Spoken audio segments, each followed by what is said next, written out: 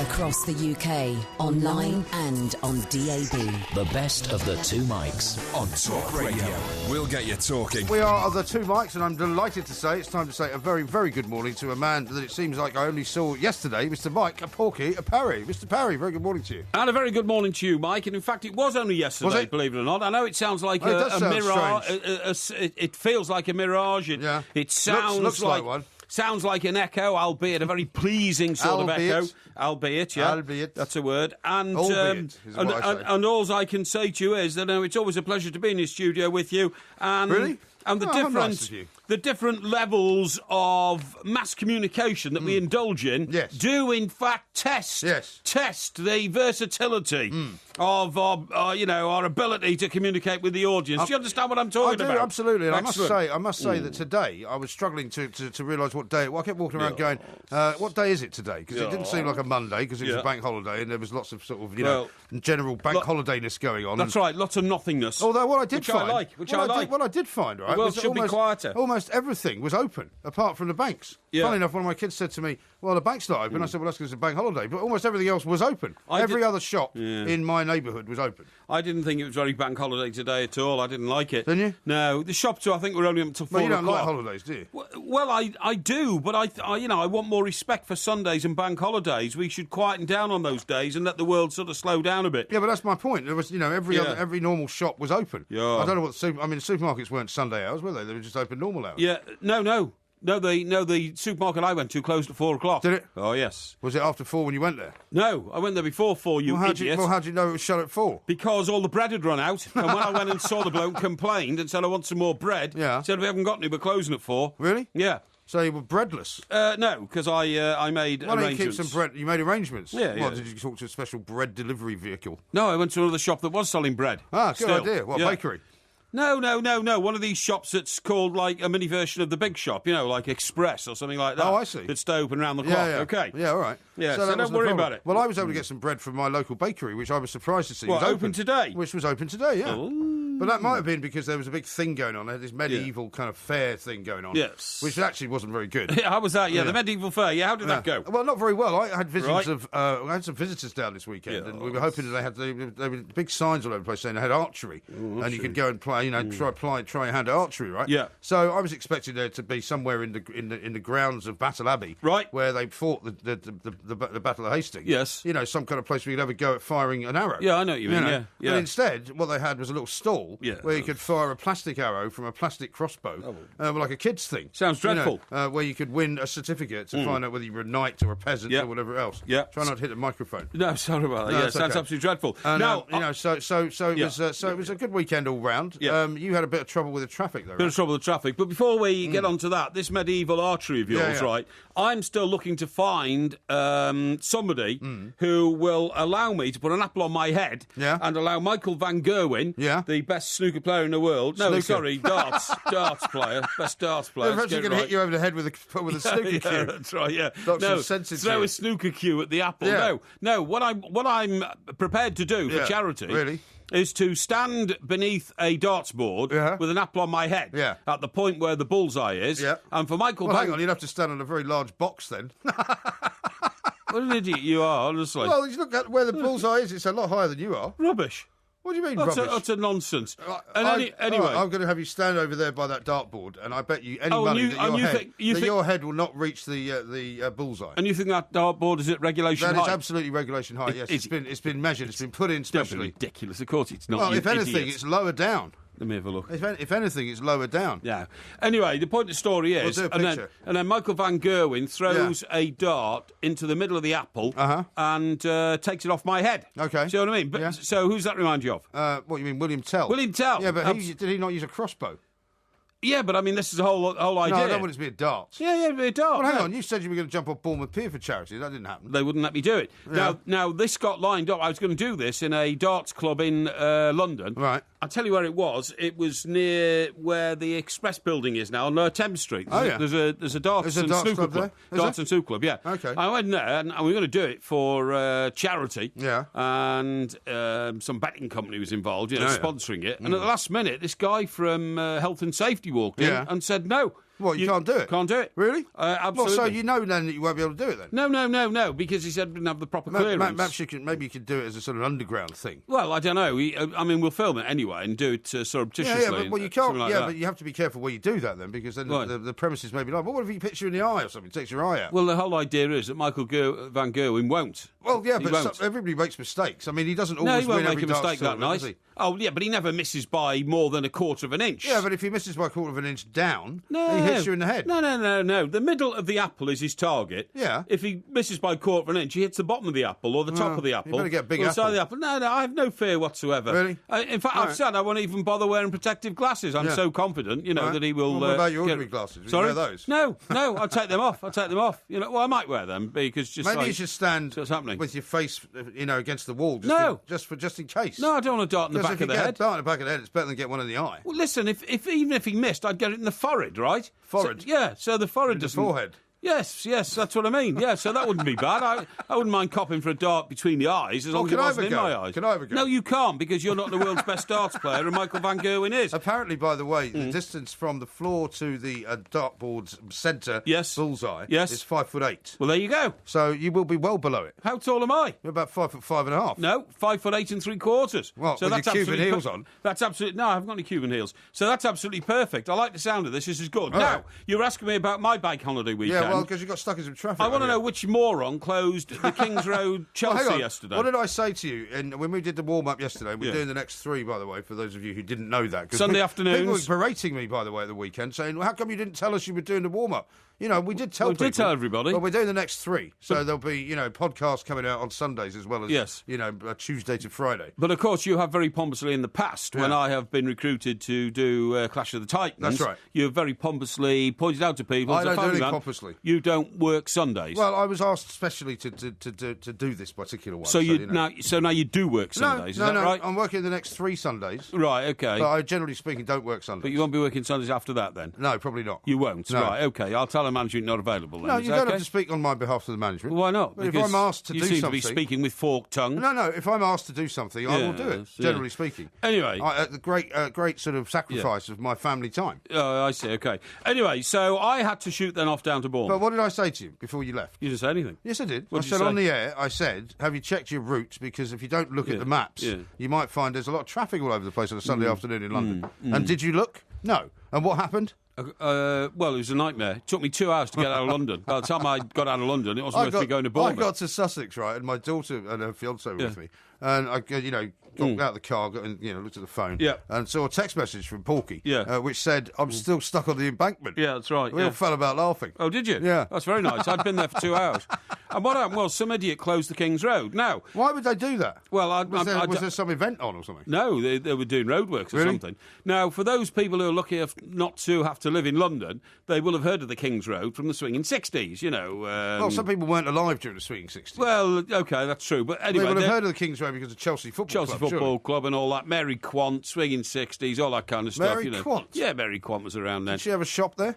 Yeah, she did, actually. She did. No, she did. So anyway, what happens is I can go along the embankment and then, curl right up towards sort of Hammersmith way. When you go up past Earl's Court. Earl's Court, that's right. Yeah, and then you should have gone over one of the bridges, surely. I did. I went over Lambeth Bridge. No, I mean gone back over early. the other bridge because you're going south. What are you doing crossing the river? Well, because I always go that way, and then I go up Putney High Street straight onto the A3. No, but if you'd stayed south of the river, I agree. You could have gone through Wandsworth, right? I agree, and you could have gone Battersea, Wandsworth. Yeah. And what on earth were you doing north of the river? Because that's the quickest route. No, normally. it's not. It is, honestly. No, believe how me, is it quicker to go across the river and then back? Because once you've got to the other end of the High Street I've just mentioned, what was it again? What? Which High Street? Which High Street? The other side of the Hammersmith? river.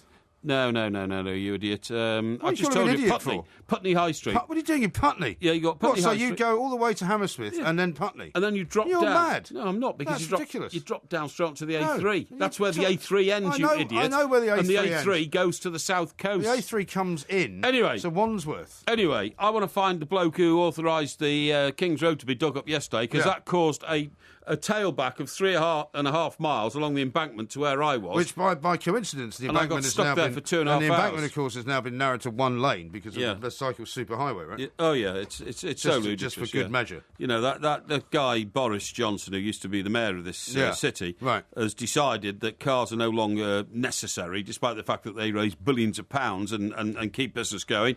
So, you know, we'll carry next time we move an office around, we'll carry a few filing cabinets on the back of some cyclist's back. Yeah, or on the crossbar of a bike. You made a massive mistake. You went the wrong way. Yeah, next time you should listen to me, and then you'll get to your destination a lot better. Because you were off to celebrate your sister's birthday. I was, yeah. So did you not make it? No, I didn't get there.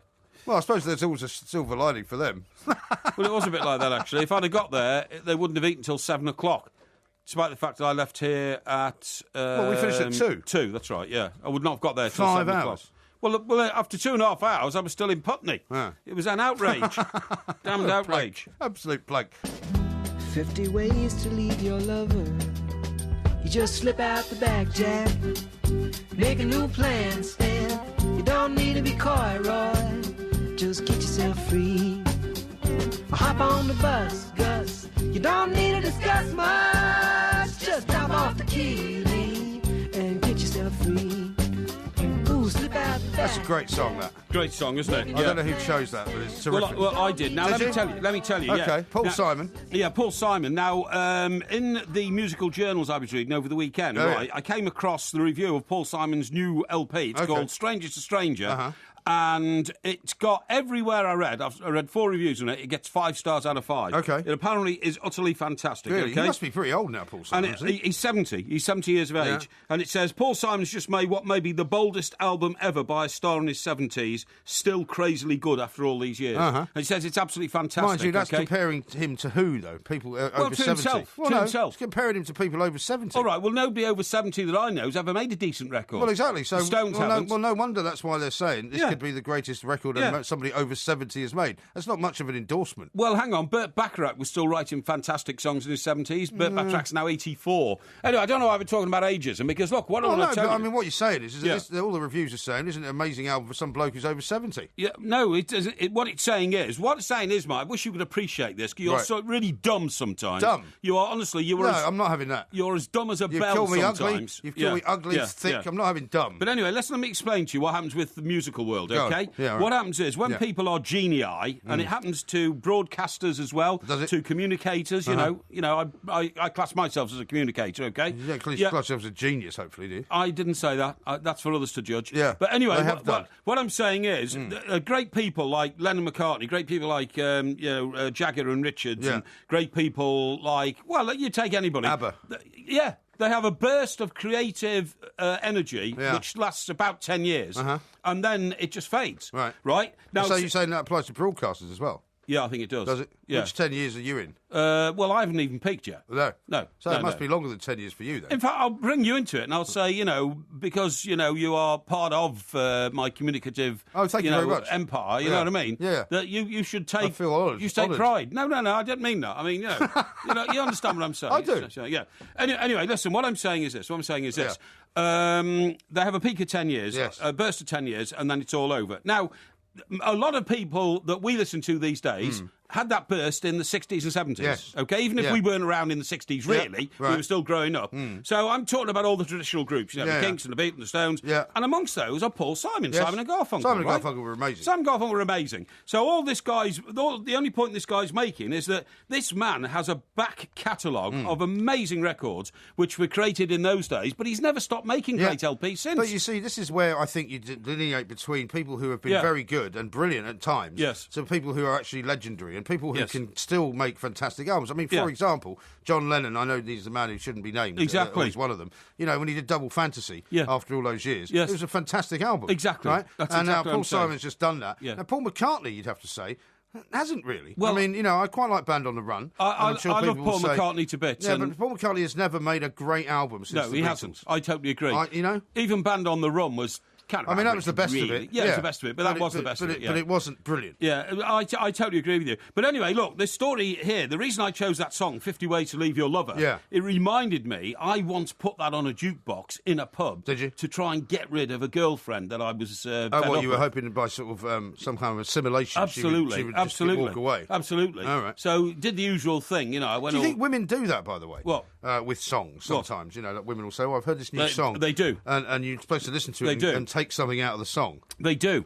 So what happened was, we went to the pub called The Frog. Oh, yeah. Yeah, it was called The Frog. And it was on... It wasn't one of those Fox and Firkin, Frog and No. Firkin It was way before that. It was The Frog Hotel, and I think it's on Liverpool Road going out of Chester, I think it was, you know. The Frog Hotel? The Frog Hotel, yeah. It's not a very charming name, is it? No, and it had a jukebox. So anyway, I was getting fed up with this lady. And, why? Well, because I had my own another lady, and she was getting in the way. Right. So, Unbelievable. And that evening... Morals of an alley cat. Yeah, I did, actually, yeah. And that evening... the reason we went to the Frog Hotel, it was very close to the home of the second lady. Oh, yeah. And her parents had gone out. Uh-huh. She lived at home. So it was an emergency then? Well, it was a kind of it needed fast work, urgent action. So we required. got in. So we got in the pub, and you know, I have to admit that I was not. It was not good what I did. I decided to engineer a row, right? Because I needed the freedom to get away. It shows to the depths to which you will go. Hang on, just get your own way. I needed the freedom to get away. Yeah. So I started getting all sort of huffy about something, yeah. and then when she said what's wrong, I made up some excuse about and then I put this record on. Yeah. And then I came back to the table, sat down. Did you say you weren't feeling well or something? No, I didn't. No, I said, she'd done something to upset me. Yeah. I can't remember what it was. Right. Now. And she hadn't done anything to upset me, but I needed, poor girl. I needed to get away. I know, it was shocking. terrible. It was terrible, Yeah. I agree. So, so then I played this and went silent and started staring into space, and that kind of stuff. Yeah. And she said, are you trying to give me a message? I said, what? She said, did you put this record on? I said, yes, I did. And she said, well, I said, I don't know. And It's anyway, a bit of a blunt instrument, that, isn't it? I mean, having already set up that Yes. you're not happy, Yes. you then go and put that music on. yeah, but then she got all upset and said, She burst into tears. Said, no, she didn't burst into tears. She said, I want to go home. And I had the car with me, you see. Right. But I'd only had one pint Right. because, of course, I was driving. Yeah. And I needed, the car to get to girl number two's house, Right. which was about 2 miles away. Right. And so I So said... how far away did this girl live? Well, about 3 miles out of town from Chester. So you couldn't have driven her home and then come back in? Well, I wasn't going to do that because I think that's too brutal to say, I'll take you home. I said... Why not? I called a taxi for her anyway. Well, that's not brutal. Well, I Taking said... her home is less brutal than calling a cab. I said, if you're... But anyway, in the background, this was playing, Get on the bus, Gus. Make a new plan, Stan. Just get up the back, You don't Jack. get up the... No, it's not get up the back, It's Jack. something like that, isn't it? No, it was. It was. No, it's not. It is. No, it's not. Start again. I'll tell you. I'll give you the lines. All right, hang on. 50 Ways to Leave Your... Yeah. Get on the bus, Gus. Yeah, right. Make a new plan, Stan. Yeah.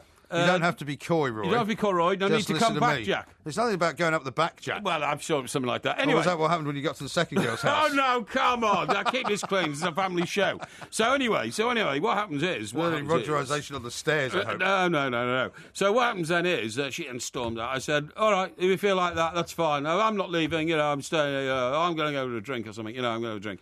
I'll get you a taxi. And that was it. So off she went. So I opened up the space. But it was, it's been a memorable record for me ever since that. Because I do feel guilty. And have you still got the album? The 50 yes, I have. Ways to Leave Your Lover album?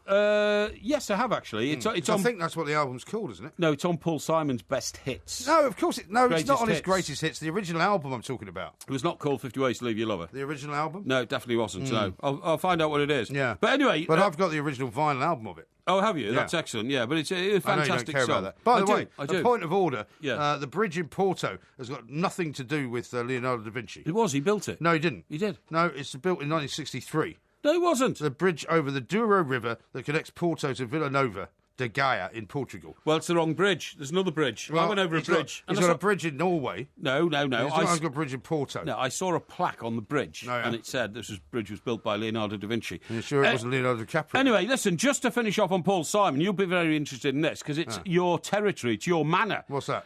In the 1960s, Paul Simon lived in London's Belsize Park. Oh, did he? Has your sister still got a flat there? No, she sold it. Oh, she? Okay. Yeah. She did have a flat there. She did have a flat. Yeah, right. Lived in London's Belsize Park. Yeah. Very, very trendy these days. Very Would you trendy, agree? yes. Right. Well, Chris Marcy lives there now. Oh, does he? Right, okay.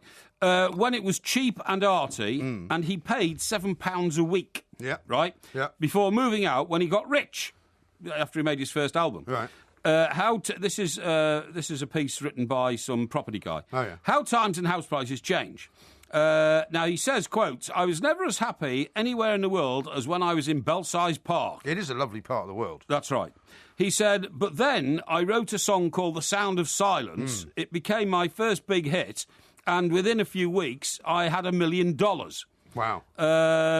Isn't that the one he wrote up in Scotland, waiting sitting at a railway station? No. That was a different one, isn't it? No, that was... Homeward Bound. That was Wigan Railway Station. That was Homeward Bound. No, it's supposed to be... Well, there's two versions, actually. Wigan. One of them is that it's in Scotland. No, one was in Wigan Railway Station. Homeward bound, I wish I was homeward bound. Anyway... Get up the back, Jack.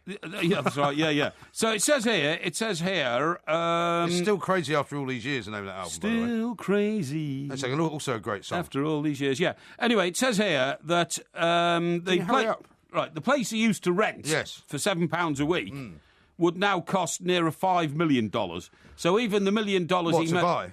To buy, yeah. So even the $1 million, and it was only a 2-bedroom flat apparently, and the $1 million he made from what was it, Sound of Silence, wouldn't even pay for a bedroom in the flat he used to live in for £7 a week. How about that? I know, it's shocking, absolutely amazing. Now a couple of things to say to you.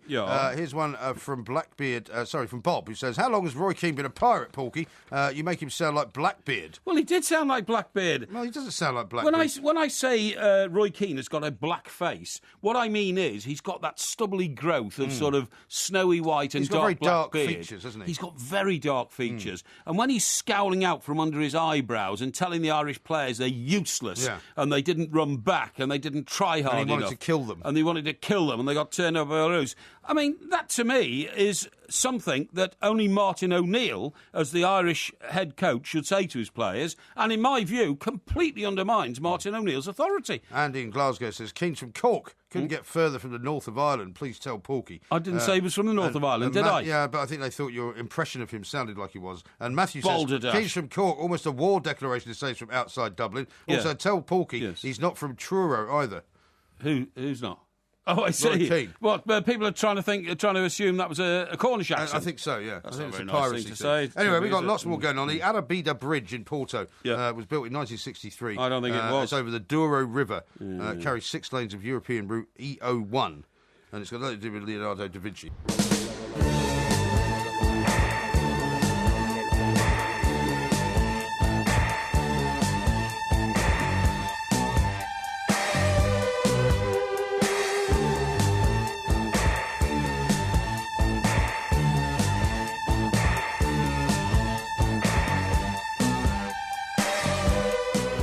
To tell you something, there's a car's music there, so I guess there's a car. Yeah. Actually, how is your car? Did you have a problem with your car today? Well, it's an amazing thing. I got home this morning, right?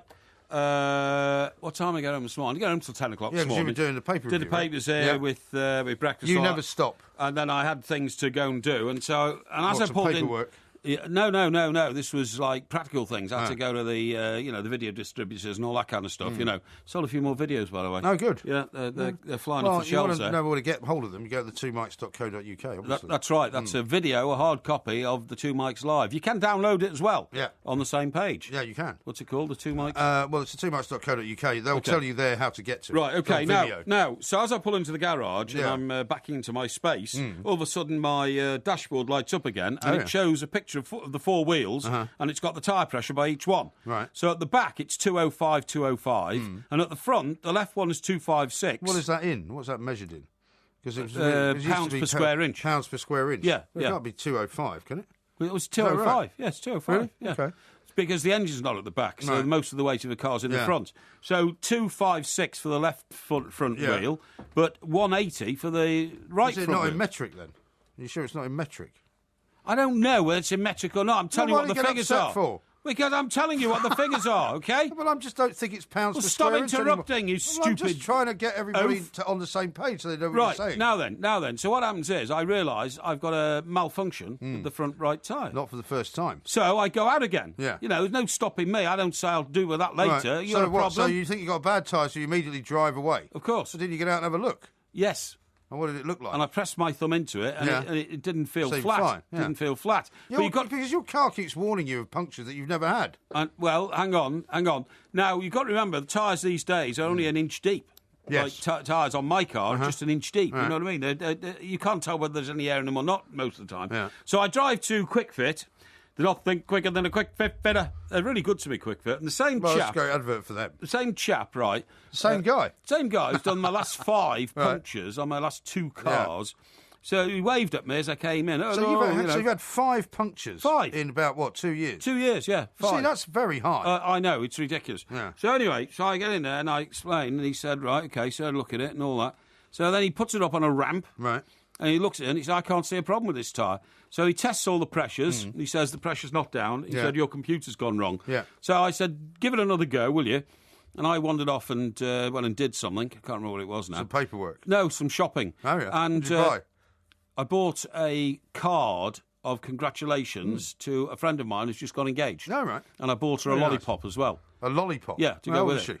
I don't know, late 20s, I think. Late 20s? Yeah, Well, yeah. she's going to want a lollipop. It's a like one of those big round ones. Yes, that's right. Yeah, big round one. Yeah, Right. yeah. It's just a little Well, gesture. she's not 10. No, it's a little gesture. It's nice. Well, Ladies like that sort it's of a thing. lovely engagement present. Here's a lollipop. Yeah, that's right. Ladies Dear like God. they like. No wonder my things like sister that. dumped you when you bought her that Garfield. Don't be- Stick on Garfield. Don't be ridiculous. Ladies like that sort of thing. No, they don't. It's thoughtful. Anyway, so I go back and I see my chap. And he said, really can't find a problem. So I said, OK, how do I get this off my dashboard? So the boss comes out and he clicks a few buttons and it should have gone away. Yeah. But when I came out tonight, so I Yeah. took the car home. When I came out tonight, the pressures flash up. Right. Now, they're all 256. And the back one should only be 205. So they've inflated themselves. I don't know. And the top right one is 230. So it's still a problem. So the pressure is higher, is what you're saying. The pressure's gone up 50% Yeah. by 50 Maybe. on the back wheels. Maybe they're just going to explode. Well, I don't know. But anyway, I've decided I'm going to have to take it to there's Mercedes. There's obviously something going wrong with the computer system. Well, that's what I would think. suggest. He said you'll to have me- to take it to a Mercedes guy who can diagnose it and plug the machine in. You're absolutely right, because I said to my chap at Quick, I gave him £15 as a tip. Why? He didn't give me a bill. Right. And I said, He look, didn't do anything. he did. He took his time. He put it up on a ramp. He inspected all the wheels. He said, look, I can tell you there's nothing wrong with that tyre. He said, there's nothing in it. And You're very fortunate to live where you live, by the way, because the Quick Fit that I ever go to, Right. do you know they can never, ever do anything? They What? could never help me. Why? They've never got any Why? space. Do they say, They've oh, never sorry, got any too time. busy? Yeah, they're all too Really? busy. But also, they don't. Like, I went in there one time. Do you remember Yeah. when I had the Land Rover? Yeah. And I wanted to put a new light in the back. Yes. And because one of the lights had gone. Yeah. And it's quite complicated to unscrew the Yeah. wiring thing off the back. And Yes. because it's a bit old. Yes. It's some of the screws are a bit dodgy. Yeah. And Halfords couldn't do it, so I Right. took it down to Quick Fit. Yeah. And they went, we can't do that unless you buy the bulb from us. I said, well, I've got the bulb here. Yeah. And they went, no, you have to buy the bulb from us. So you have to buy another And I one. went, OK, I'll tell you what, I'll buy the bulb from you. Yes. Because it's about £2. Yeah. He went, we haven't got any.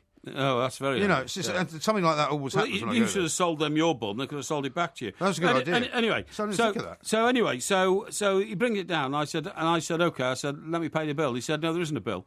And I said, but it's half an hour of your time. And I said, no, we haven't fit anything. I said, thank you, and I gave him £15, Right. which is what I had in my pocket, right? Yeah. Now then, while I'm doing that, and I've got the window open, Yeah. a chap whose people carrier is up on another ramp. Uh-huh. And he clearly is a cab driver, but I think he's only part-time because I heard him talking to the... How do you know he's only part-time? He talked to the mechanic or the technician saying, well, I need it, he said, but, I'm doing my other job at the moment, all this kind of stuff. Yeah. He suddenly comes over and says, hello. I say, hello, mate. He says, yeah. Comes over and says, hello! He did. Was did. it a black cab? No, it was a people carrier from a private company. Oh, right, It was okay. like airport runs Oh, or yeah, something okay. like that. Right. And he said, "Are you from the Two Mikes?" And I said, "Yes." He said, it's great to meet you and all this kind of stuff. I said, very nice to meet you. He said, I hope I'm not imposing, am I? I said, no. I said, I'm only sitting in my car, just about to leave. I said, it was good to see you. He said, my name's Dennis. And I said, hi, Dennis. And he told me the name of his cab company, but I've forgotten it. I'm sorry. I meant to write it down, but I forgot. Right. But anyway, he said he's a great fan. He listens all the time. He obviously drives in the middle of the night sometimes, all that kind of stuff, you know. And we are succour and comfort to him in his that's times good. of stress. Right. So, Dennis, if you're listening, thanks very much indeed. Excellent. But now I'm going to have to go to, you're quite right, to a Mercedes dealers. Fortunately, there is one in Epsom. Yeah. A big one. And you're absolutely right. I'm going to have to find out why the computer's telling me my tyres are dodgy when they're not. I'm looking up your car right here. Right. It says make Mercedes-Benz model E-Class, but it's got lots of different W things, like W212, 211, 210. Well, what do you want to know that for? Well, because then it will tell you what your tyre pressure should be. I know the tyre pressure should be. What should it be? Well, I don't know, but the guy, the technician at QuickFit put them back to the right pressure and said that they're all sorted. Don't worry. No, okay. No problem. All right. Well, because I take you my Mercedes guy because you not see my car outside tonight.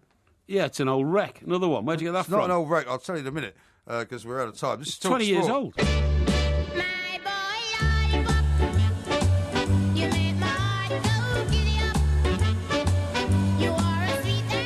This from Kenny. He says the highest tyre pressure on any Mercedes is 39 psi, which is pounds per square inch, right, or 2.6 bar. Porky, what a techno plank you are. He says 256 is the tyre size. What?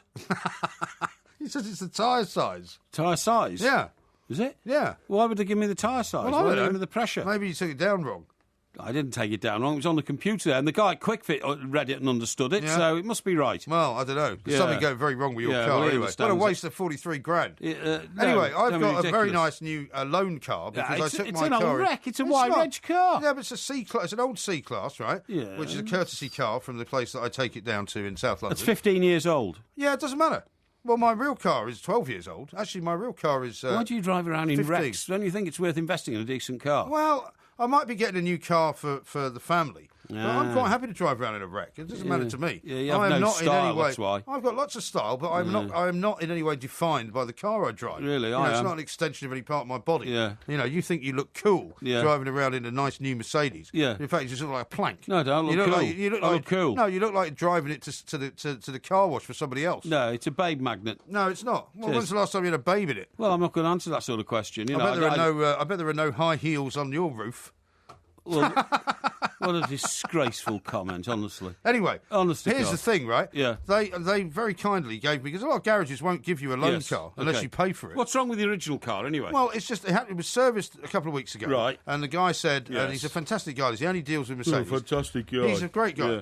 And he charges a lot less money than everyone you go to at Mercedes, who charge you the earth for everything, right? Yeah. And he said, look, there's a few things that need doing to it over the course. And he said, but it's not urgent. You can do it over the back wheels. He said there's a bit of rust he's going to take care of. Yeah. Noise you've heard it make, which makes it sound a bit like a helicopter. Yes. He said he wanted to put it up on a thing, and he said it might take me a couple of days to find out. Yeah. He's now found out what that is, and it's something to do with the air filter or something or other. Right. So he's going to fix that for a couple of £100. Oh, really? And then I'll probably get the car back. I would say either tomorrow or Friday. No, really? Depending on which sort of situation I prefer. Yeah. And I'm very happy that he gave me a thing. But the thing is, he gave me the car. Yeah. And it's down in this little place not far from Bexley Heath. Right. And he said, the problem is, it's that C-Class over there, which is fine. And it's a 320, by the way, so it goes really fast. Well, you see, a 3-litre engine in a car that size, it's almost dangerous. Well, it's not dangerous. I'm a very good driver. Go very fast. Yeah, and basically, he said it hasn't got any petrol in it, because the last guy that brought it back didn't put any petrol in it. Right, so what happened? So I said, well, how far away is the petrol station? He said, honestly, it's just around the corner. So I'm driving this thing, right, and I've got, and it feels very low down, because I'm so used to being in a 4x4. Yes. And I feel like I'm sitting on the ground, That's right. And I turned right into the high street, and luckily there was and he said, it's petrol, don't forget it's petrol, it's not diesel. And so I put 15 quid's worth in, which will do me for a couple of days. I suppose so. But no, I'm quite enjoing driving it. Yes, okay, yeah. Well, so I'm very happy. Yeah, okay, so you may think it is. I'm glad you're happy. It does say courtesy car down the side, which some people would think is a bit of embarrassment, but it's not for me.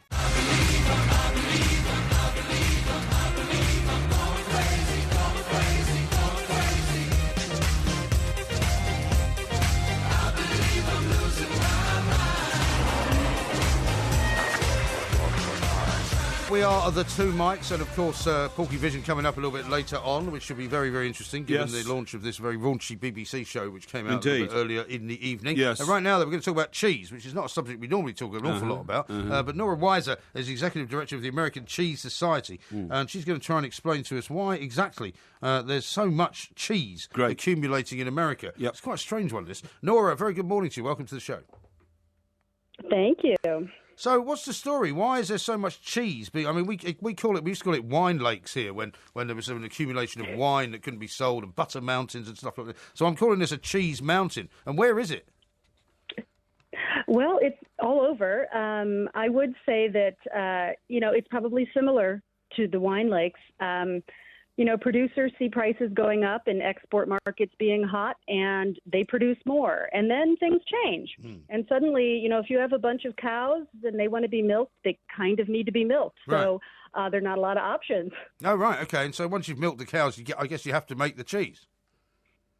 That's right, because you can't do much else with it, or it will be milk lake. Yeah. And the cheese, obviously can last longer and be stored in cold storage. And the cheese we're talking about is what we call commodity cheese. So, enormous amounts of cheddar in big blocks. Right. And I'm not talking about Mary Quick style cheddar, if you know her.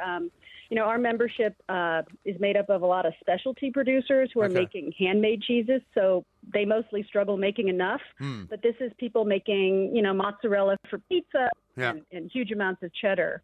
Yeah, I mean, Nora, I hope this doesn't upset you, but us Europeans, and my colleague and I here have worked for long spells in America, in New York and Washington, D.C., but as Europeans, we do honestly look down a little bit on American cheese. I mean, you've got to remember, we come from a land where cheese has been made for 1,000 years, and you get a Camembert cheese from France or something like that, or you get Wensleydale from England. These are real cheeses, and we tend to regard the stuff you make over there as plastic.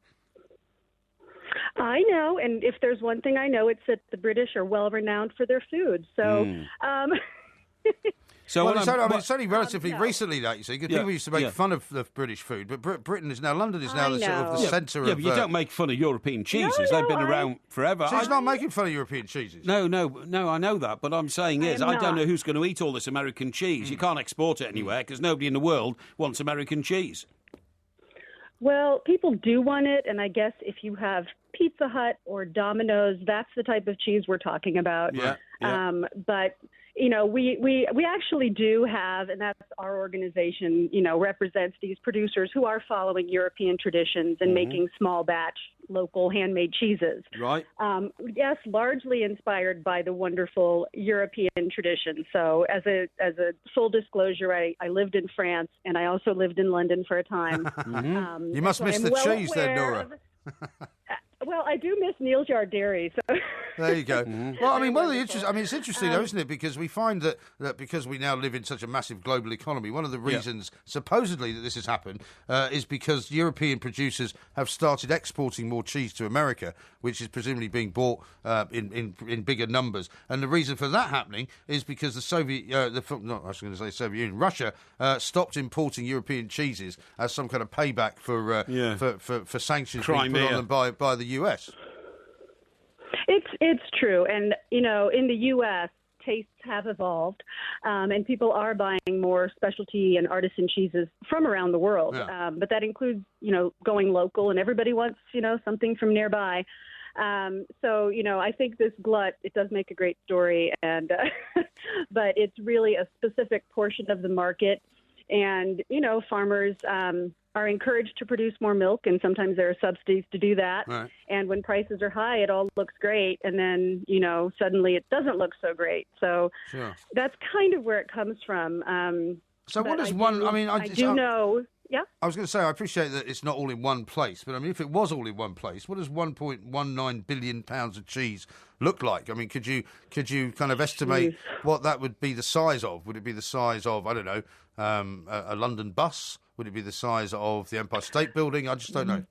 Wow. Well, I can't do the math that quickly, but we have a competition every year, believe it or not, just North American specialty cheeses. And we have about 20,000 pounds of cheese, and we store it in 5 trucks, and they are about the size of a London bus. Mm-hmm. So 5 London buses is 20,000. 20,000 pounds. Right. So maybe you have a calculator. Well, so you would have to multiply. Well, if you wanted to get to 2 billion, right? You'd have to multiply that basically by 100, I think. No, actually, you'd have to multiply it by thousands, wouldn't you? So imagine 1,000 London buses made out of cheese. Yeah, that's quite a lot. That's a lot of cheese. That's the glut. Yeah. It'd take you a long time. Like some? Because we could certainly get you guys some if you're interested. Well, I'm a big fan of cheese. Yeah, I like cheese. I can't get enough cheese. Definitely like cheese. And I definitely like cheeseburgers. Well, and all of the wonderful European cheeses, you guys might leave, right, and not have those anymore. Yeah, so well, readily available, or is yeah, you never know. So, I mean, how long can this stuff last? I mean, do they have to occasionally go into the cold storage and go, look, this stuff's been here for a year now, we better get rid of it? I mean, do they have to keep moving stuff in and moving stuff out? Maybe they can raise the price and call it aged cheddar. I'm not sure. Yeah, I'm sure they can. I think that some of these can actually be cold stored at temperatures that allow it to be edible for many years. So, depending on the vagaries of the market and the dollar and export laws and regulations that may change, perhaps they can dip into it, but it is an awful lot. If America's got a surplus of any sort of food, Nora, shouldn't they really, because you're the wealthiest country in the world and we all have to worry about our image, shouldn't be shipping it overseas to countries that don't have much food, to help them out? What, cheese? Yeah, I don't think, well, like in Africa or something. Yeah. I would be all for it. Anything, to fight hunger, but exactly.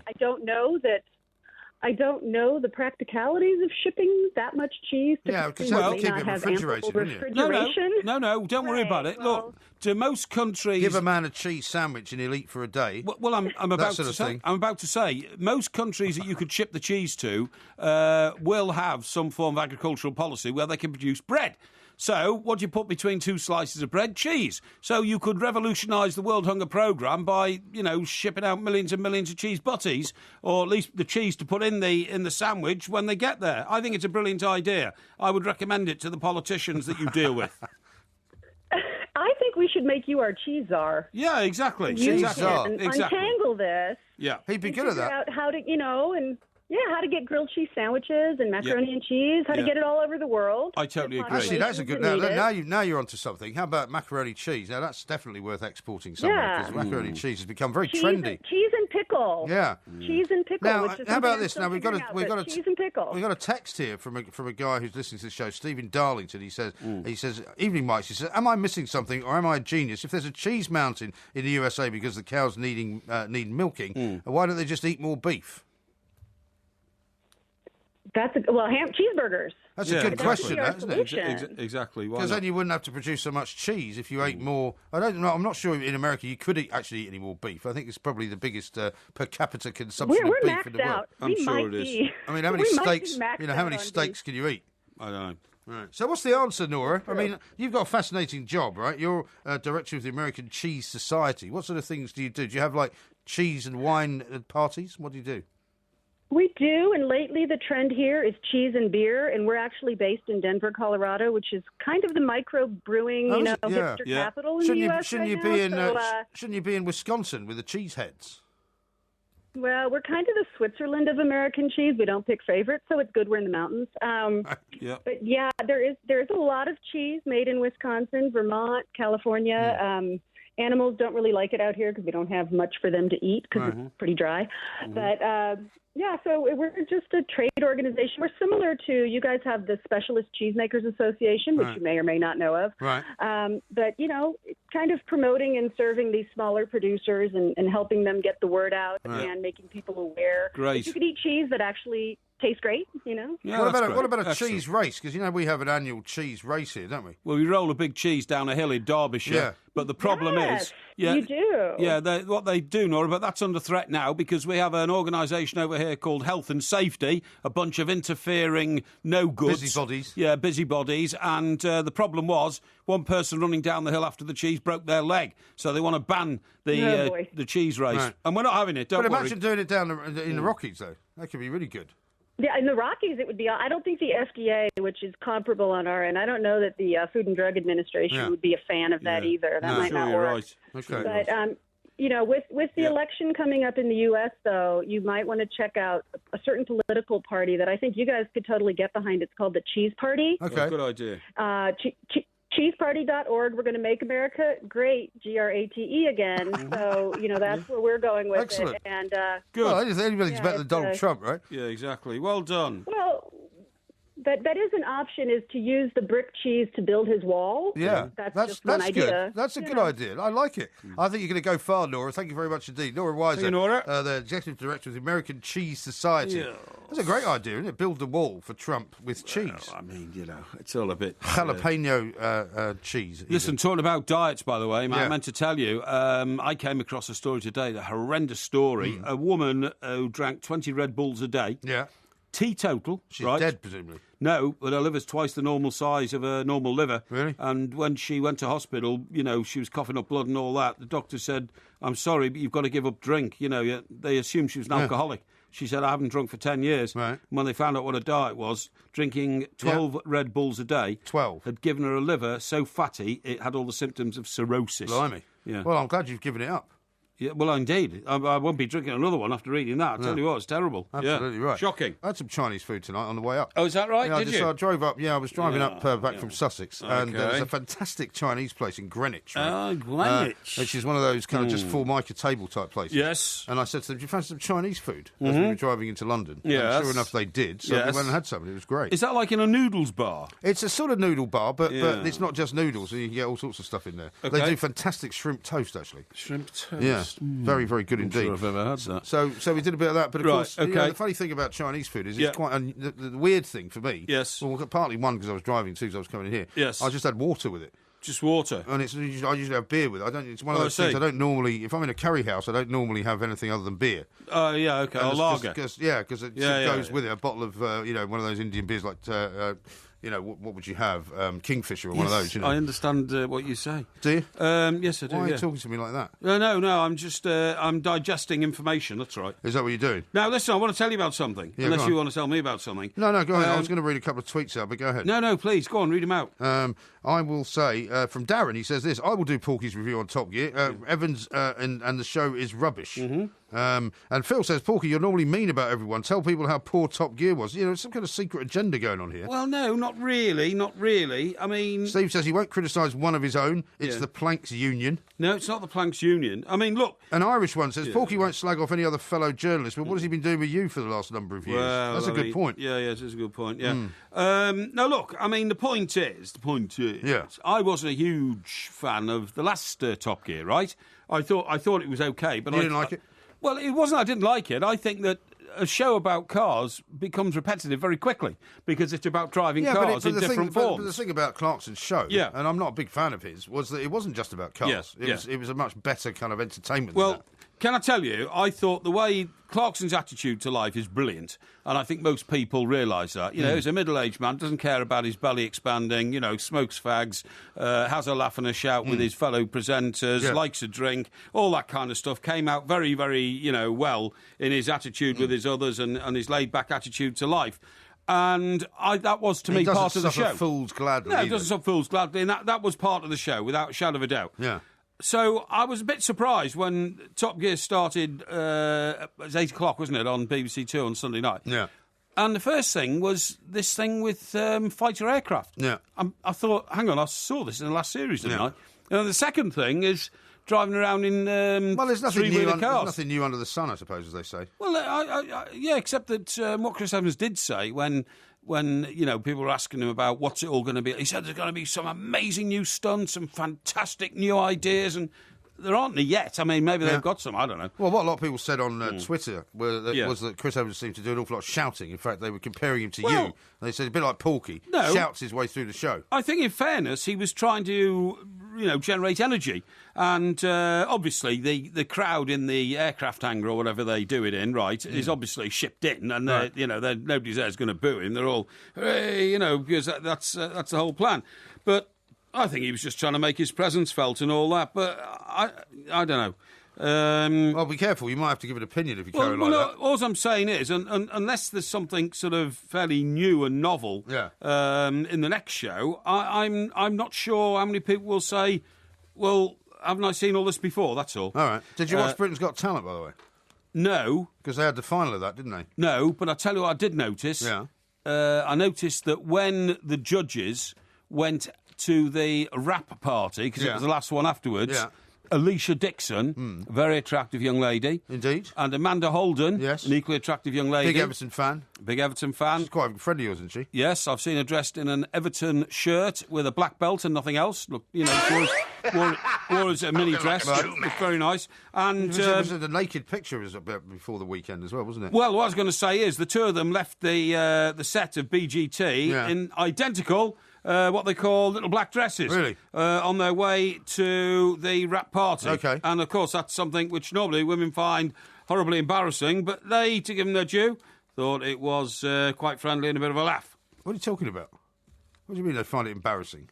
Well, if women turn up at the same do with the same dress on... Well, if it's a little black dress, doesn't matter. Yeah, I'm not sure. But it was off the shoulder. They were both off the shoulder dresses. Well, maybe they did that deliberately. I noticed these things, I mean, most of the stuff that is done PR-wise around Britain's Got Talent and the X Factor is all very carefully choreographed. Well, you say that, of course it is. But how do you know? Because I'm not gullible like you. Yeah. How about this from somebody who doesn't give a name? Right. He says, Porky, Matt LeBlanc's surname is pronounced to rhyme with Blanc, not with plank. You plank. Yeah, I said that. He said Matt LeBlanc. Matt LeBlanc. And the huge ship with the expensive apartments Porky referred to is not called the Ocean, it's called the World. The World, that's right. Yeah, another blunder by the mostly confused Mr. Farron. No. So it's not called the Ocean Terminal because of the apartment building. No, it's the World in the Ocean Terminal. That was what it was. Yeah, absolutely right. Yeah, absolutely right.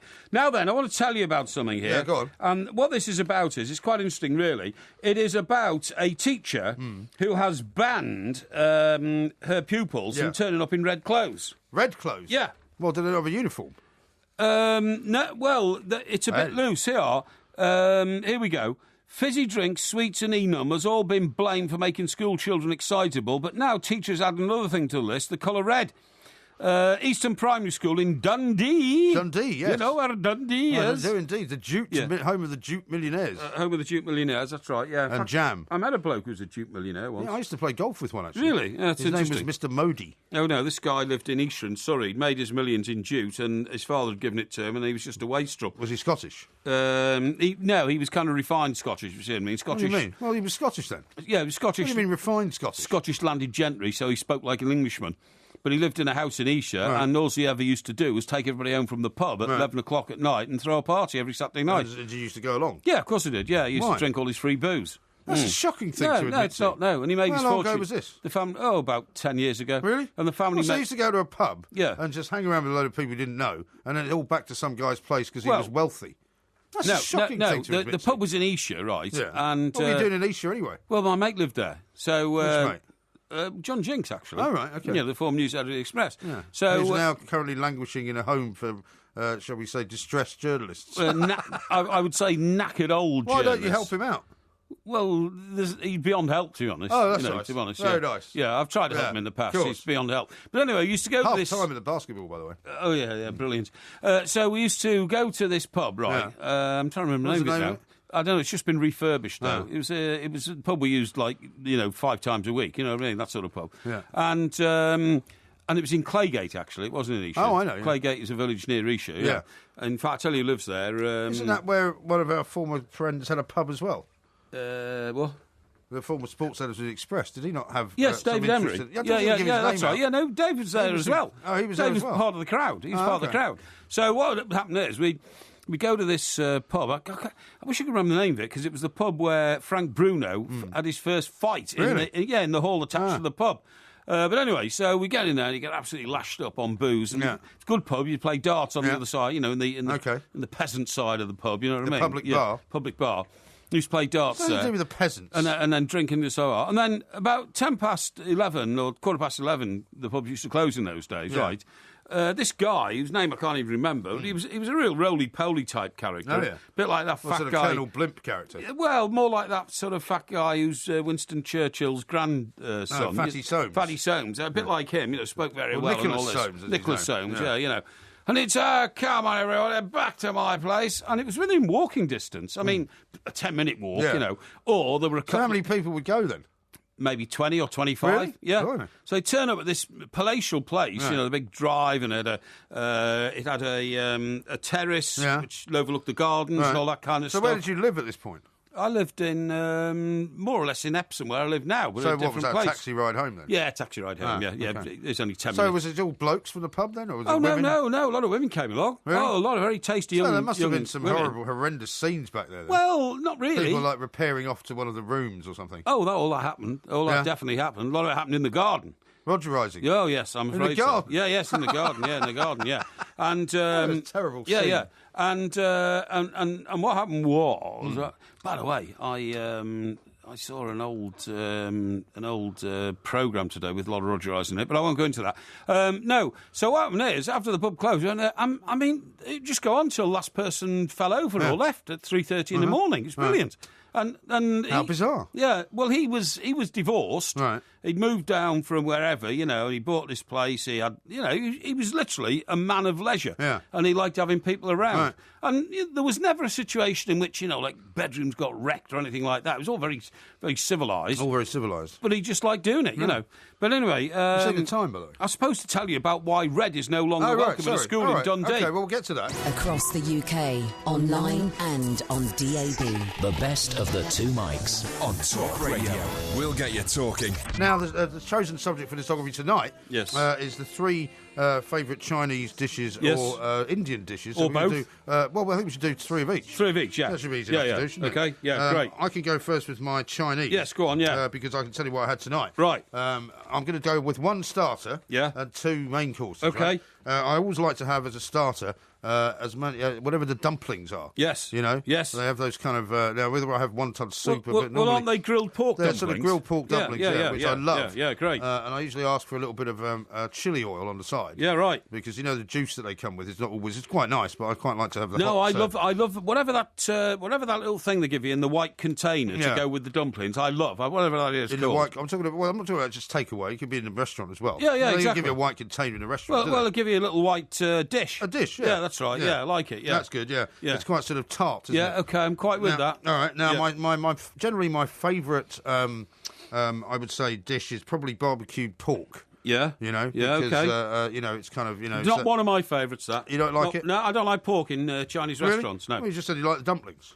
Yeah, but dumplings is like grilled. No, but they're made of pork. Yeah, but it's like sausage meat inside. It's not like pork. Anyway, go What on, do you yeah. think sausage meat is? Yeah, well, it's a different form of it, isn't it? Yeah. And then I'm going to say, I really do like those the crispy duck and pancakes as well. Oh, yeah, okay, yeah. I always like that. Okay. But so those would probably be my three. I mean, obviously there'd be fried rice. Okay, I'll go with that. I'll see your three then. I'll go with two of those. Now, Right. I won't choose the same ones, even though I'm very fond of the old crispy duck pancakes. Yes. With the dark Hoi sauce. sun sauce, yeah. And what's the green stuff you put in them? Well, that's usually kind of like Cucumber. onions, isn't it? Well, there's cucumber sometimes, and cucumber. a bit of onion maybe. No, I don't like onion. No, cucumber's great. Okay. Right, now, my three would be, I love the old chicken and sweet corn soup. Do you?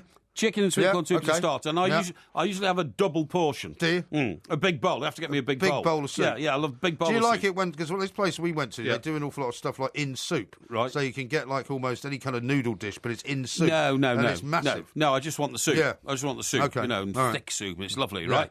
right? Then my next one, apart from the ones that you've mentioned, which I do like, would be. Are you fried rice or noodle man then?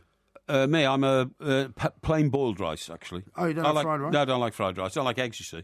So, yeah. So boiled rice. So my second one will be... hang on, are we Chinese or... Chinese. Oh, Chinese, right, okay, yeah. So my second Chinese would be... It'd be great to be out at a Chinese restaurant when you start ordering some Indian food. I know, you're right, yeah. Garçon. yeah.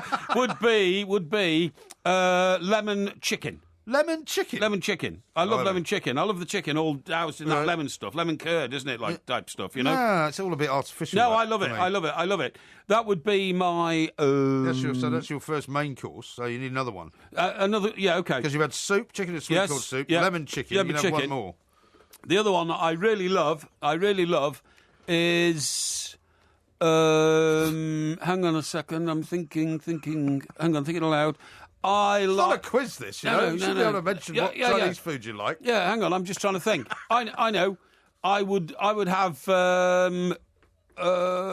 I'll have to hurry you. Beef in oyster sauce. Incorrect. No, I love that. I love beef in oyster sauce. Yeah, beef and oyster sauce is good. Yeah. Don't mind a bit of that. So there you go. Well, I mean, there's many other options you can choose from. Now you're going to do your three favourite Indian ones. I'm going to go with lamb samosas to start with. Well, I should go first on the Indians. All right, you go first. Okay, go on then. Is that all right? Yeah, have you thought of three? Yes, I have. Yes, I've got three. Right. First of all, if it was a real main dish. Yeah. What do you mean? Is it a false main dish? No. A complete meal. Chicken biryani. Chicken biryani? Yeah, I love it. Why do you have to say it like that? Well, because, that's what it sounds Do you like. prefer the chicken tikka biryani version? No, I like biryani. Love the chicken biryani. No, but chicken tikka biryani has got the chicken tikka in it as opposed to just the chicken. No, I don't know what tikka is. I like chicken biryani. Well, chicken tikka tends to be the chicken that they do in the tandoori oven. So no, forget that. It's better chicken. Chicken biryani's good for me. Right. And I tell you what, I used to go to a place where they used to serve bits of silver rings on top. What? The edible silver. What? Have you ever had this? No. It's edible silver. I've had a biryani with a sort of covering, funnily, over it. Like it looks a bit like a pie. Yeah. There's a place down in Hastings that does it Silver? like this. No, it's not silver. It's like a naan over the top of it. Well, funny enough, my second choice was going to be naan bread. Okay. Freshly cooked naan bread, which is beautiful. Like plain naan? Plain naan. And you don't have garlic naan? No. You don't have a stuffed naan? No, I don't eat garlic. No, I don't eat garlic. Of course you do. You go to an Indian restaurant. Well, What do you think they put in the biryani? I tried to minimise it, to be honest. So chicken biryani, naan bread I love. Okay. And what about a starter? A starter? Do you never have a starter in an Indian restaurant? I like tomato soup.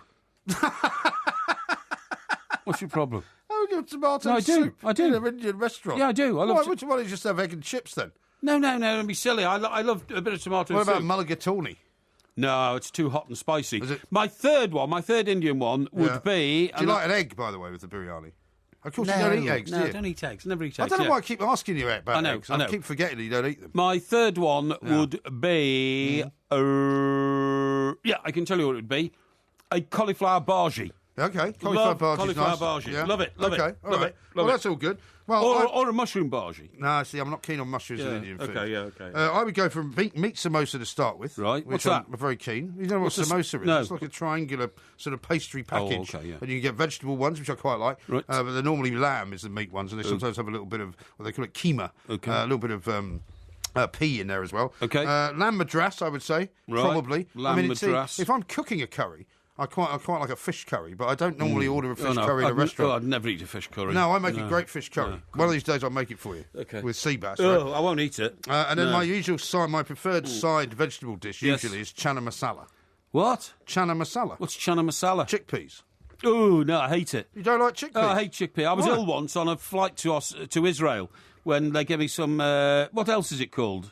Well, it's Chickpea is called something else. It's like it's not. paste, when it's a paste. Oh, you mean when it's actually made into... No, it's made into hummus. Hummus, that's right, hummus. Can't stand it. Oh, What, you God. got sick eating hummus? Ugh, yeah, I did, vomit. Ugh. Don't be so disgusting. Sorry, it was just awful. Why did you get sick eating hummus? It's vegetarian. No, it doesn't taste of anything. That's the taste of chickpeas. It doesn't. It tastes of nothing. It's got lemon juice, garlic. You can make it, actually. It's really good. Very healthy. I honestly felt like I was eating polyfiller. Really? Oh, it was awful. Dear God. Awful. Can't eat it. All right. Can't eat it. Well, I mean, I think those are quite good quite good choices. Really. Yes, I think so as well. Yeah, it shows our wide range of culinary expertise in Indian and Chinese foods. Yeah. Now, I found this guy, Michael Jasper. This is his picture. He thinks he looks exactly like you. No, I don't think he does. Why not? Big, fat, ugly. No, sorry, nothing to do with me. Sorry, no.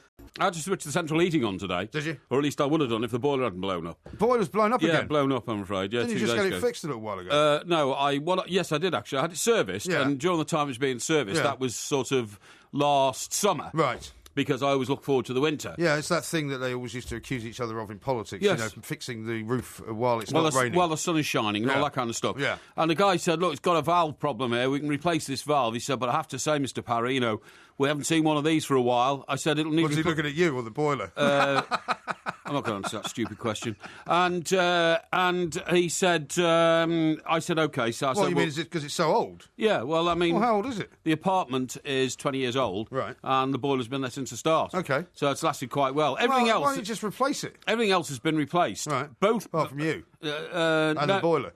No. Both bathrooms, the kitchen, The whole of the lounge, the carpets, decorated throughout. Everything. You've had new tiles put out on the outer area. The roof garden's been redone and rebuilt and everything. You've had about 4 washing machines. You've had about 2 fridges. Yeah, all of that's been done. A couple of dishwashers. But the only thing that's never ever Several changed. Kettles. No, loads of kettles. I've got 2 spare kettles in boxes in toasters. In the wardrobe, and a spare toaster, in case one blows up. And why don't you just fork out for a new boiler? Well, I'm about to say to you, I didn't know it was going to go, did I? So for 20 years, you should get it. You should get it fixed, but you get it replaced before it blows up. So about 2 days ago, I'm sitting in my high-backed armchair, the one I use to watch television. High-backed armchair. Yes. Is it leather?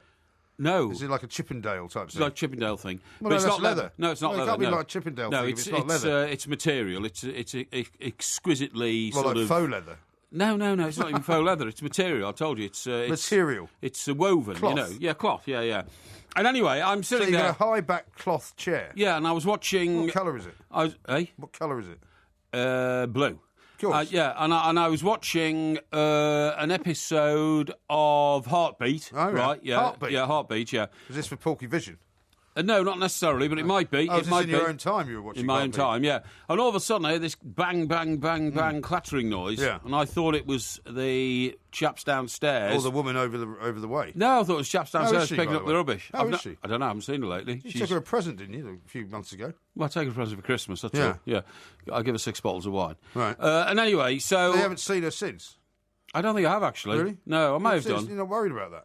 Not really. Your neighbours. Not really. No, you don't see your neighbours much. Most people don't even know who their neighbours are. No, I don't see mine. No, exactly. So anyway, I heard this clattering noise. What's that? So I looked around for a bit. I thought it could have been a mad bird, attacking the window or something like that, but it wasn't.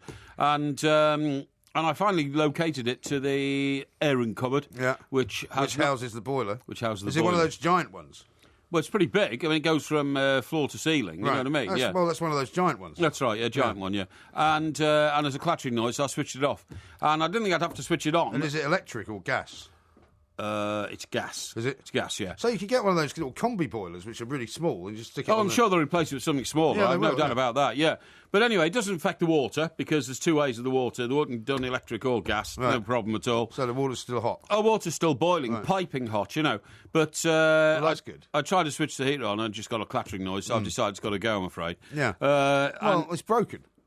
Yeah, it is. It is broken. But anyway, look, that's relevant. The point I was going to say is, can you believe that today, or yesterday, was the last day of May, and today is the first day of June? I know. I mean, that's normally how it works. It rained so heavily yesterday that I foresee that my housekeeper won't have to go out into the roof garden this week and water the plants. No, probably not. No. No, and in fact, probably won't have to replace the evaporated water from the bird bath. Well, do you know what? It filled the bird bath up. That's how heavy the rain was. It literally filled the bird bath up. And it was cold as well today. Yeah, it was cold, and it's filled all the watering cans up, which is another bonus. Well, I switched my heater off. That's pretty good. Well, I switched my heater off in my place in London about I don't know, 6 weeks ago. Right. And I'm not switching it back on. Oh, OK. I don't care how cold it gets. OK, good idea. Now, before we get down to talking about football, the other issue I want to talk to you about domestically is I can't understand why on the front of the Sunday Times on Sunday, and subsequently it's been picked up by the papers, everybody's going, wow, we've now got washable money because of this new banknote. Washable money? Yeah. It's always been washable, hasn't it? Well, that's what I thought. And I was going to say to you, so they're making out, look, this money is now, it's made of some plastic stuff because it makes the notes last long, and the first one to introduce is the £5 note. Yes. I mean, I've seen these things in other countries. I think they've got them in, I think they had them in South Africa when we were there. I think they had them in... I think dollars are quite... The new dollars now are they're very thick to the touch. Yeah, that's right, yeah. But anyway, the point is, I thought, what's new about that? Yeah. I regularly leave money in the pockets of my trousers that go in the washing machine. Well, you launder your money on a regular basis? Well, yeah, accidentally, because, you see, I sometimes leave the money in there, but I don't allow my housekeeper to go through my pockets. You don't leave coins in there, do you? No, not coins, no. But I don't allow it to go through my pockets. Why not? Well, I don't want to know how much money I've got. So I always tell her not to. Have you got any secret notes or anything? No, but I always say... Why don't you just take the money out? Well, I sometimes forget, that's all. Right. You sometimes do. Now, I'll tell you what else has gone in the washing machine and worked perfectly well afterwards. Yeah. The money goes in and comes out. I just lay it out in the sun and it dries and it's fine. Right. My Oyster card. Yeah. Right. That still works? Still works perfectly well. Okay. That's for those who don't have an Oyster card around the country. It's a travel card, and you put it on a what's it called? What you tap it. You tap it on a what? Well, it's just on a device which recognises the chip in the card. Yeah, that's right. Yeah, and then the gates open. And it's takes the money out of the card. Yeah, that's right, yeah. And then you refill the card up. Yeah, that's right. That's exactly what you do. Yeah. All my bank cards, my whole wallet went into the washer. The chip and pin still works? Absolutely, yeah. Not a problem at all, you know. Where were they then? They were in my wallet. And your wallet went in? Yeah, wallet went in, You must have had things in the wallet that got destroyed, though. No, nothing. Nothing? Nothing. Not receipts or anything like that? No, I don't keep receipts. Don't you? No, just throw them away. There's not much point, is there? No. You can't claim on them anymore. No, exactly. The only thing that's ever caused... Well, two things have caused me a problem. One, I left a lottery ticket in my pocket. Now, you know that lady... Well, they were a £33 million woman, Well, right? I was going to say, now, it was never proved that she did anything illegal, so we mustn't besmirch her character. Certainly not. But the ticket came out of the washing machine looking like mine did. Yeah. And I wasn't thinking it was a winning ticket or not. I didn't know. But I did spend a long time talking to Lotto just in case. Did you? And you know what they did? They actually pieced the ticket together from the details of where I bought it. You sent it to them? Yeah, I did send it to them, Why? yeah. Well, I thought it might be a winning ticket. It might be worth desperate. millions. That's horrendous. So what happens is... You don't need the money. No, what happens Just is... stop doing the lottery. What happens is you send it to them, right? Yeah. And you have to give a phone number. Yeah. They then rang me up and said, "Oh, Mr. Barry, we've got your ticket." They're very thorough. I said, "Oh, yeah." Said, "Now look, can you tell us exactly where you bought this and when?" So I thought back in my head. You get excited at this point, right? Yeah. And I told them exactly the location of where I bought it and when, or roughly, because it was a few weeks back, you know. And I said, so they you said... couldn't remember? Eh? You couldn't remember? Well, I couldn't remember which location. Remember, if you live in two homes, you're not quite sure where you bought it, you know what I mean? You are if you're generally sort of compass mentis. Well. Anyway, they said, "Oh, we've got your ticket," and they told me it was bought at 11:53 on Saturday, so, at this shop, you know, run by Mr. So-and-so and all that. And your numbers were, and the winning numbers were, so you haven't won anything. All right, thank you. No, that's... But so you must have thought, with all that investigation going on, they thought they had something. Not really. I just thought they were being very thorough. Yeah. Now, the other thing that went in and out of the washing machine was a ticket from... It's all very fascinating, this. We've got quite a lot of stories to talk about. No, this is more interesting. A yellow ticket from the dry cleaners. Yes. But it was so yellow, what happened was, you see my top pocket in my shirt here? Yes. I had a beautiful royal blue shirt with a white pinstripe in it. It was beautiful, my favourite shirt. Really? I loved it. Really? And I always wore it to go to Everton. I only had one of them. Normally you've got about 25 of the same shirts. No. It was my special Everton shirt. I only wore it when I went to Everton. And do you know what I did? Yeah. I went into dry cleaners to drop something off when I was on my way to an Everton game. And I put that yellow ticket in the top pocket here, see, of the shirt. Yes. And I never took it out. So when that went in the wash... The yellow stained the pocket yellow. Oh, and it ruined the shirt completely. And it was a white shirt with a blue stripe? No, it was a blue shirt with a white stripe. Well, why would the yellow be a problem then? Did it go green? No, it went bright yellow across the shirt. Yeah, Shouldn't it have gone green? No, it didn't. It went yellow. And it ruined the shirt. Blue and yellow make green. And it's a very expensive shirt. But I tell you what, if I want to replace that shirt, guess where I can't go to replace it? Where? Austin Reed. Oh, yeah, because they shut it down a bit. Packed up 1,000 people losing their jobs today. Yeah. Austin Reed used to be the name in men's tailoring. I've never bought anything from there. Oh, I have. Well, it doesn't surprise me. Yeah, I wanted to be posh, so I bought all my stuff from there when I was about 22. It's your life's goal, isn't it? Yeah. To be posh. Well, I've got news for you, Porky. Yeah? You're never going to be posh. No, You will never be posh in a million years, no matter how many expensive cars not you my buy, mission to be no matter posh. how many penthouses you think you own, no matter how many sort of, little trinkets of the bourgeoisie you acquire. Yeah. You will never be posh. No, but I'll be better off than you. Better off in what sense? Well, better off in every sense, really. Better off in every sense, mate. I very much doubt that. This is TalkSport. Why don't you tell us some more fascinating, domestic stories from your miserable little life? Three things which are actually quite interesting. Yes. Always nominated by you guys, of course, and we're doing tonight. Yes. 3 brands or companies that have disappeared from view. Indeed. That you wish had not. Yes. And I guess British ones, really. Oh, yeah, British ones. Got to be British. Should we do it like we did last night? Yes. You do one, I'll do one. Yes. That kind of thing. Okay. I've got 4, just in case we've got 2 the same. Right, okay. My first one is Jensen. I don't know if you remember Jensen cars. The Jensen Interceptor. Do you remember the Jensen Interceptor Loved that had it. that amazing big wraparound back window? Loved it. And there was a guy in my street who used to have one. Yes. And I had a toy one. And I always said to myself, when I get old enough to have a car, I will have one of those. I would love to have a Jensen Interceptor. Indeed. And unfortunately, they don't exist unless somebody's going to tell me that they've been amalgamated with some other company. But exactly. I don't believe you can now buy a Jensen, which I think is a shame. Exactly. That's my first one. Okay. My first one is Woolworths. Woolworths? I loved Woolworths. Yep. As a kid, we had a huge Woolworths in Foregate Street in Chester, and you could go right through it and come out the back at the Chester Cathedral, okay? It was the most prominent shop in the street, really. And they sort of sold everything you needed in those days. I loved the smell of the pick and mix. It was the first time I'd ever seen pick and mix. I think Woolworths introduced it, to be honest. You know, I love the smell of the chocolates and the licorices and all that kind of stuff. And then, as you get the papers there. You get anything in Woolworths. You know, you get the socks that you could buy and all sorts of things. Everything was cheap and all that. But I just loved it because it was such an iconic store, and it was founded by a family in America who, the heir to whom was Barbara Hepworth or something. She was an American billionaire. If you go down sort of down South Street Seaport and that end of the sort of Wall Street section of Manhattan, the Woolworth building is there. It's still it's there. got the green roof. Yeah, that's right. Yeah, I know. I know. Down by the courthouse. Yeah, I know. Yeah, and that was the family's kind of business. I know. Yeah, so that's a good one. Yeah, I don't disagree with that. Yeah. I'm going to say one here which might be controversial to some. I'm going to say British Rail because ever since I was never a great big fan of British Rail and little strikes that used to happen all the time. But the way that the rail network has now been carved up, screwed up, mucked up. Trains don't run on time. They don't have enough carriages. These bozos who took over the franchises are making loads of money while the passengers are suffering. And I think British Rail, actually, on reflection, didn't do such a terrible job. Really? Yeah. You sure? Yeah, I'm not saying we should nationalise it all again, but British Rail was an iconic name. I have some sympathy with that, and I admit travelling around the country as a student, and then more particularly as a young journo. Yes. I have had some very sort of romantic liaisons at places like Crewe Railway Station and things like that. Yes, indeed. With complete strangers or with people that you knew? No, usually because, you were there and your girlfriend was there and you met there and all that kind of stuff. You know what I mean? It's quite a romantic way to travel. Yeah, I agree. Nowadays it's not. Yeah. Yeah, okay. Yeah. So now my second one, right, is it's a packet of food. Is it? And it's called Vesta Beef Curry. I remember it well. And I loved it. Yeah. And doesn't surprise me. And the beef in it was actually a pellet. It wasn't beef that was malleable. It was a pellet. Yeah. And do you remember these things? Yeah, I do. Yeah. Right. So we used to eat them. Yeah. So what happened was. It was quite exotic at the time. You've got a sachet of rice, which you boiled in the sachet. Yes, that's right. Yeah. And then the other one was just a packet of dried food, including these dried pellets. Yeah. And herbs and spices and all that kind of stuff in it wasn't in a sauce, it was a dried sauce, which you had to then apply hot water to and stir around. Sure. Right? I think they did a chicken one as well. I think they did a chicken one as well. I love the meat one. Yeah. Now, the point is, when those pellets turned into meat, I used to love them. Yeah.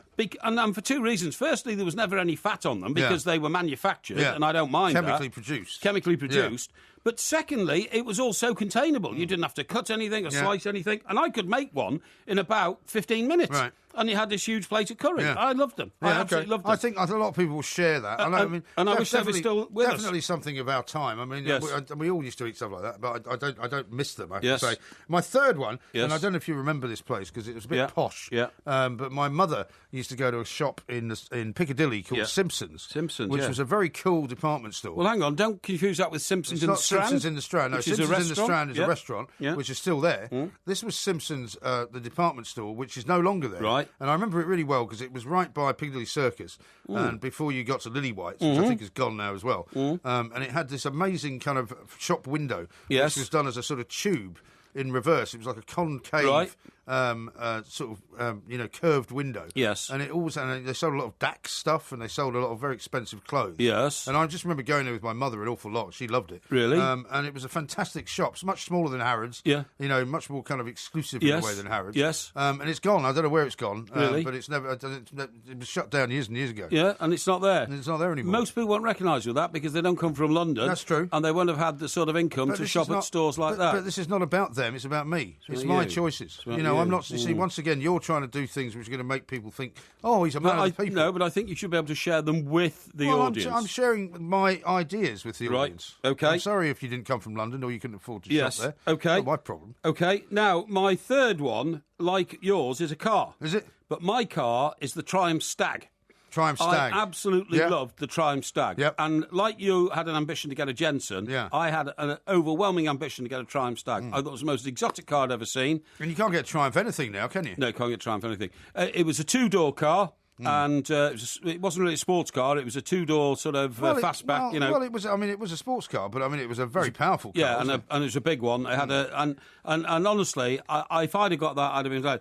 I bet you could probably get one still. Well, you could, but I mean, an old one. You know. Yeah, it's a vintage car now. But the point is, I ended up when I was really, really broke when I moved to the Birmingham Evening Mail from Newcastle, where I'd been on strike for a month because the people wouldn't work up there. You know what I mean? In those days, it's much better now, and they're very nice people. But there was a bit of a union problem up there, and I was so broke. I had to take £50 off a credit card and buy a Triumph from a second-hand car dealer. £50? Yeah, off the forecourt. I got a car for £50. And I tell you how knackered it was. Wasn't a Stag though? No, it was a Triumph Toledo. Oh, that was the saloon car. Yeah, the saloon car. That's right. But it was so knackered. Although it had leather seats and walnut dashboards, unfortunately, you could push your finger through the wing. I mean, literally, really? It was so. Did you end up passing it on to somebody else? I got rid of it and to some mug somewhere. And when I started earning money again, I got a Vauxhall Viva. Oh, very good. But it was the worst car I've ever had. Yeah. But I never ever got my Triumph Stag before they stopped making them. Although obviously today I would have a Triumph Stag if they were still making them. Do you remember the TR7? TR7 was fantastic. They went on fire. They had a huge problem with their that was the one with the flip up lights. Yeah, that's right. But the TR6, which was its predecessor, and the TR5, and the TR5, the TR6, right, was the first car about town of our former editor, Sir Nicholas Lloyd. Was it? He told me it was the greatest bird puller he'd ever had. And he used to drive it round, you know, where he was working for the Mail then? Yeah. In, not Derry Street, in just off Fleet Street, you know? They were down the back of Bouverie Street. That's right, the Bouverie Street, that's right. And he used to drive around there, and he said every night after work he'd come out. He was the education correspondent for the Daily Mail. And he would have a secretary on his arm because he'd saved up and got this fantastic TR6. Wow. And he would take a different secretary or female reporter home every night, but always via his crash pad at the bottom of the King's Road. Of course. That he shared with John Jinks. I'm sure he'll be delighted that you're telling this story. Another former boss. As well. Indeed.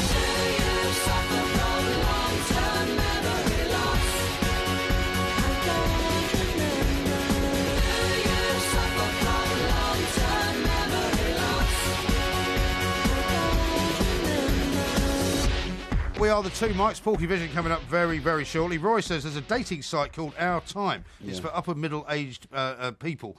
Porky should join. Yes. And I'm sure the old broads would be flocking to him. Yeah, old broads. Which is not a very nice word. Talking about there, mate. Is it? No, getting a very good response to the lollipop picture. Are you?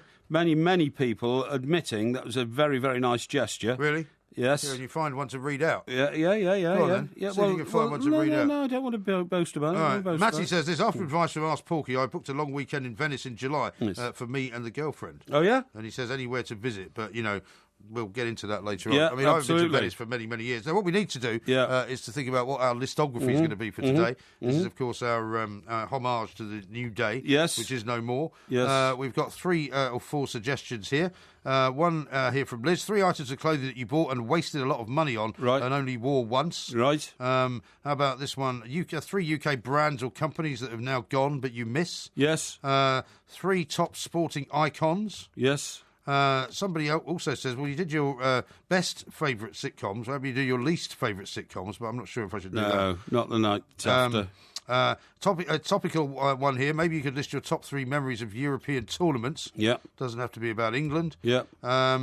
Let's see. Name 3 favourite world leaders, or in Porky's case, tyrants or dictators. I quite like the brands, you know. I quite like that one. Yeah. Shall we do that? Yeah, we'll do that. So 3 brands, basically, that have now gone. Yes. But you miss. Yes, okay. indeed. All right, so we'll do that as our listography coming up a little bit later on. Now, here's one from William. He says, every time My Boy Lollipop is played, I will think of you, Porky. Yeah. Thank you very much indeed. You see, I change people's lives. It's amazing, isn't Here's it? one from the Time Traveller. It says, what a plank. That's his reaction to it. No, I don't think so. And Patrick says, looks like a depraved horror film antagonist. What do you mean? Also, do show him my lollipop. You have deliberately put on a bit of a stupid face. Well, I was smiling next to my lollipop. It's not my lollipop, you know what I mean? Craig says he looks like the happiest man alive. Yeah. Sorry? Yeah. Well, are you the happiest man alive? Well, I just like bringing joy to other people. And lollipops bring joy to other people. And Ernie says that lollipop looks small next to a face that size. Porky, hashtag Porky the real fat-faced fool. No, it's a big lollipop, believe me. A big lollipop. Right, now then, what was I going to say? Oh, yeah. We were going to talk about speed cameras, by the way. Oh, yes. You know that on roads in this country now, they are proposing to put average speed, not the speed cameras where you can slow down, go past, and then speed up again. Yeah. These are cameras where they get you from the start to the end of a journey. Did you know that one stretch of road in Scotland has has average speed cameros over a distance of 50 miles? Does it really? Yeah. That's quite a long way, isn't it? Does it Researchers tell you found which road it is? I wonder which road that is. Hang on, mate. I'll find it here. I mean, I've been on. Do you remember when we were doing the Birmingham show? Yeah. I think back in November of last year. Yes. And also the one we did in March the same year. Yes. Both times when I went up on the M1, there's a massive stretch of the M1, which is because of the lanes go narrowly down. And all that, yeah. I mean, you seem to be on it for about an hour. You're on a 50-mile-an-hour stretch of road, and I'm sure that's an average speed camera. Well, I will. Scenario. If I go to Bournemouth now, where the rest of my family live, I will never go on the M3 because about 40 miles of the M3 from the time you get on it, coming off the M25 and going south down to the south coast, obviously. Yeah. About the first 40 miles of it is under speed cameras. Really? And I've never seen a workman in the areas which are closed off to for the work to be done. Yeah. And yet the speed cameras are all the way there. Now, this will shock you because you lived in Scotland. Yeah. Coverage of speed cameras in this country all ranges from a quarter of a mile stretch over Tower Bridge in London. Right. You know that bit? Yeah. I do, To 99 miles on the A9 between Dunblane and Inverness. Yeah. 99 miles. Yeah, the A9 is a terrible road. Where you're restricted to 70 miles an hour. Well, you have to be restricted to 70 miles an hour. That's the legal limit on roads. Yeah, but they should put it up to 80 or 90. Well, yeah, but you can't be restricted to 70 miles an hour because you're not allowed to drive faster than that anyway. The first section of road which will now be managed permanently by average speed cameras is the A6514 Ring Road in Nottingham. Okay. The worst thing about... you might remember this story about the A9. That was where that couple crashed their car and they weren't discovered for weeks on end. Right. Remember? And one of them died. Oh, dear. And the police hadn't actually realised that they crashed their car. Yes. So despite all these average speed cameras and all the rest of it, they don't seem to be very good at monitoring where people are. Yes, they're not indeed. Do you know what I mean? But did I not read, though, as well, that in the city of Westminster here, they're thinking of doing away with speed cameras because people are now driving so slowly that the average speed of driving in most parts of centres of Britain now, like Manchester, Birmingham, London, is below 10 miles an hour. Well, I haven't seen that. Because you can't get above it. I'll tell you what, last Sunday when I was trying to get to Bournemouth, the average speed was 0. Yeah. I mean, it was just outrageous. Yeah. Absolutely outrageous. Well, that was when you were stuck on the embankment. Exactly. I'll never do that again. Well, you're never going to go that way again, are you? What? You're never going to go that way again. No, exactly. That would not be a good idea. Right. Okay. Now then, on the Mercedes, I've been down and had a look on the back of the fuel cap door. Oh, right. And it says something like 270. Well, I've got some news for you there because we've found out from the guys behind the glass that 260 figure stands for KPA, which apparently is kilopascals. I have no idea what they are. What does that mean? I've no idea. I mean, it's another way of measuring pressure, basically. Yeah, okay. Well, so maybe that's what it refers to. Yes. Well, I need to... But when I just looked up what your pressure should be, it came out in pounds per square inch, which should be around about 30. Yeah, I don't know anything about that. So what are you going to do with it tomorrow, then? You're going to have to go driving around looking for another place to take it? No, I'm going to take it to the Mercedes dealership and find out why the... What, tomorrow? Yeah, but we've got things to do tomorrow. Well, I'll have to get it done. I get things done. Don't worry about that. Yeah. I'm not worried about it. We've got... I'm just concerned that you're taking on too much. We're making a video, aren't we? We are. Yeah. In Kensington. Yes, Kensington. Which is one of the nicest places in the world. Right, okay. Now then... are you ready to do Porky Vision shortly? Because it's coming up very soon. Porky Vision's coming very soon. Yeah. Just on these average speed cameras, they are absolutely duplicitous. It says here, thank God, Highways England is keen to develop a new form of average speed camera capable of tracking motorists on sections of smart motorway where different speed limits are in place to keep traffic flowing, right? But they say... Well, see, they say to keep traffic flowing. Yeah. But does it really? I don't think it does. It says that fortunately, average speed cameras are rare on motorways because highway chiefs have been deterred from using them to enforce the 70-mile-an-hour speed limit because there is little road safety justification and therefore there would be massive public pressure not to introduce an enforceable disciplinary code. Yeah. Thank God for that. Well, indeed. That's all I can say. Absolutely right. Yeah. Did you see that story, by the way, about Britain's oldest handwritten document being found? Is it a Roman one? Roman London dig. I'm wondering, Yes. because when I was watching the report on TV, Yes. if it's that dig which has been going on round the back of that pub by the Golden Hind, you know, round the yes, back of I Borough know. Market. Yes. There's By been the River Thames. There's been a dig going on there for a while. That's right, yeah. And they found the first sort of writings, basically, Yes. from Roman times. Yes. It dates back to AD 57. AD 57. Oh, actually, it says it was Bloomberg's new headquarters. Oh, is it really? Oh, interesting. Is that where they're digging it? That's And where does they're doing it. Doesn't it say it's the equivalent to a modern-day text or something? Well, Or- it is, yeah. I mean, Yeah. It's, you can actually read the word Londinium. Londinium. On one of them. Okay. Which is pretty amazing. Okay, now Liz sends me a very nice note saying, nice present and nice shirt, that I look fabulous. That's a rather nice compliment, isn't it? From a lady She who's must have been drinking. sort of has a recognisable international presence, you know what I mean? Yeah, I'm not sure she's all there tonight if she thinks that's a nice shirt. But then she follows that up by saying, that's not a great present. You should have got some of those Ferrero Rocher, so she could say, oh, monsieur, you spoil me. Yes, Yeah, Mr. yeah. Ambassador. Yes. Yes, right. Well, coming up, it's time for Porky Vision.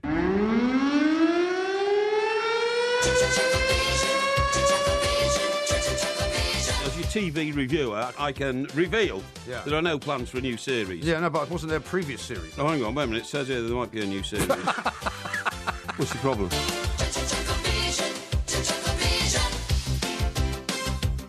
We are the Two Mites, and it is that time of the week, which means we're getting towards the end of the week, really, although we Yeah. are doing a warm-up again on Sunday from 11 a.m. Don't miss it. Yes. 3-hour special. Right now, though, time for the best TV review this side of Yeah. what? The Milky Way, I suppose you Yes, might say. yes. There's been a lot of anticipation for this tonight, Lot of of course, anticipation, because you trailed briefly Well, that amazing yes. new show called Yeah. Versailles, Yeah. which is full of Rogerisation. Well, it is so people are very Rogerisation. much looking forward to it. Okay, now, when I've seen it, I'll tell you all about it, okay? What do you mean when you've seen it? Well, it was on tonight. I thought it was on last night. Yeah, it was on last night. Why didn't you watch it? I was too busy preparing for Well, this hang show. on. We've been Yes. telling everyone all the way through the show that Yes. it's going to be about Versailles. Well, I didn't actually say that. Well, I you didn't actually deny say- it. No. The point is, I was hoping that I would get some opportunity to see it during the show, you see what I mean? Because we have wonderful technology Right. Here in the TalkSport studios, and monitors can be programmed to all sorts of things, but that wasn't achievable. So we're not going to do it at all.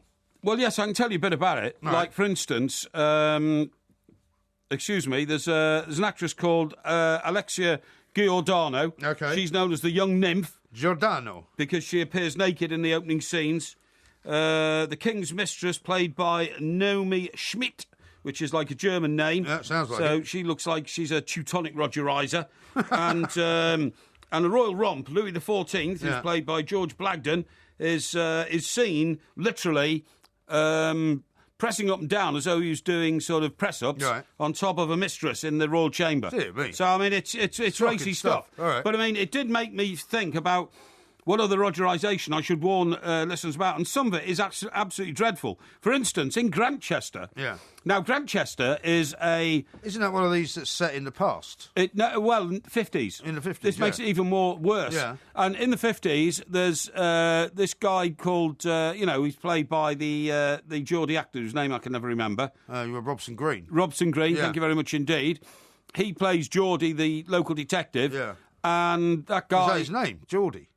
That's what he's called in the Yeah. thing, yeah. Ah. You know, never get to find out what his real name is because he's a Geordie in Grantchester, Right. you know, Yeah, which yeah. is in Cambridgeshire. Yes. However, most of his crimes are solved by a very bright vicar who is played by I don't know.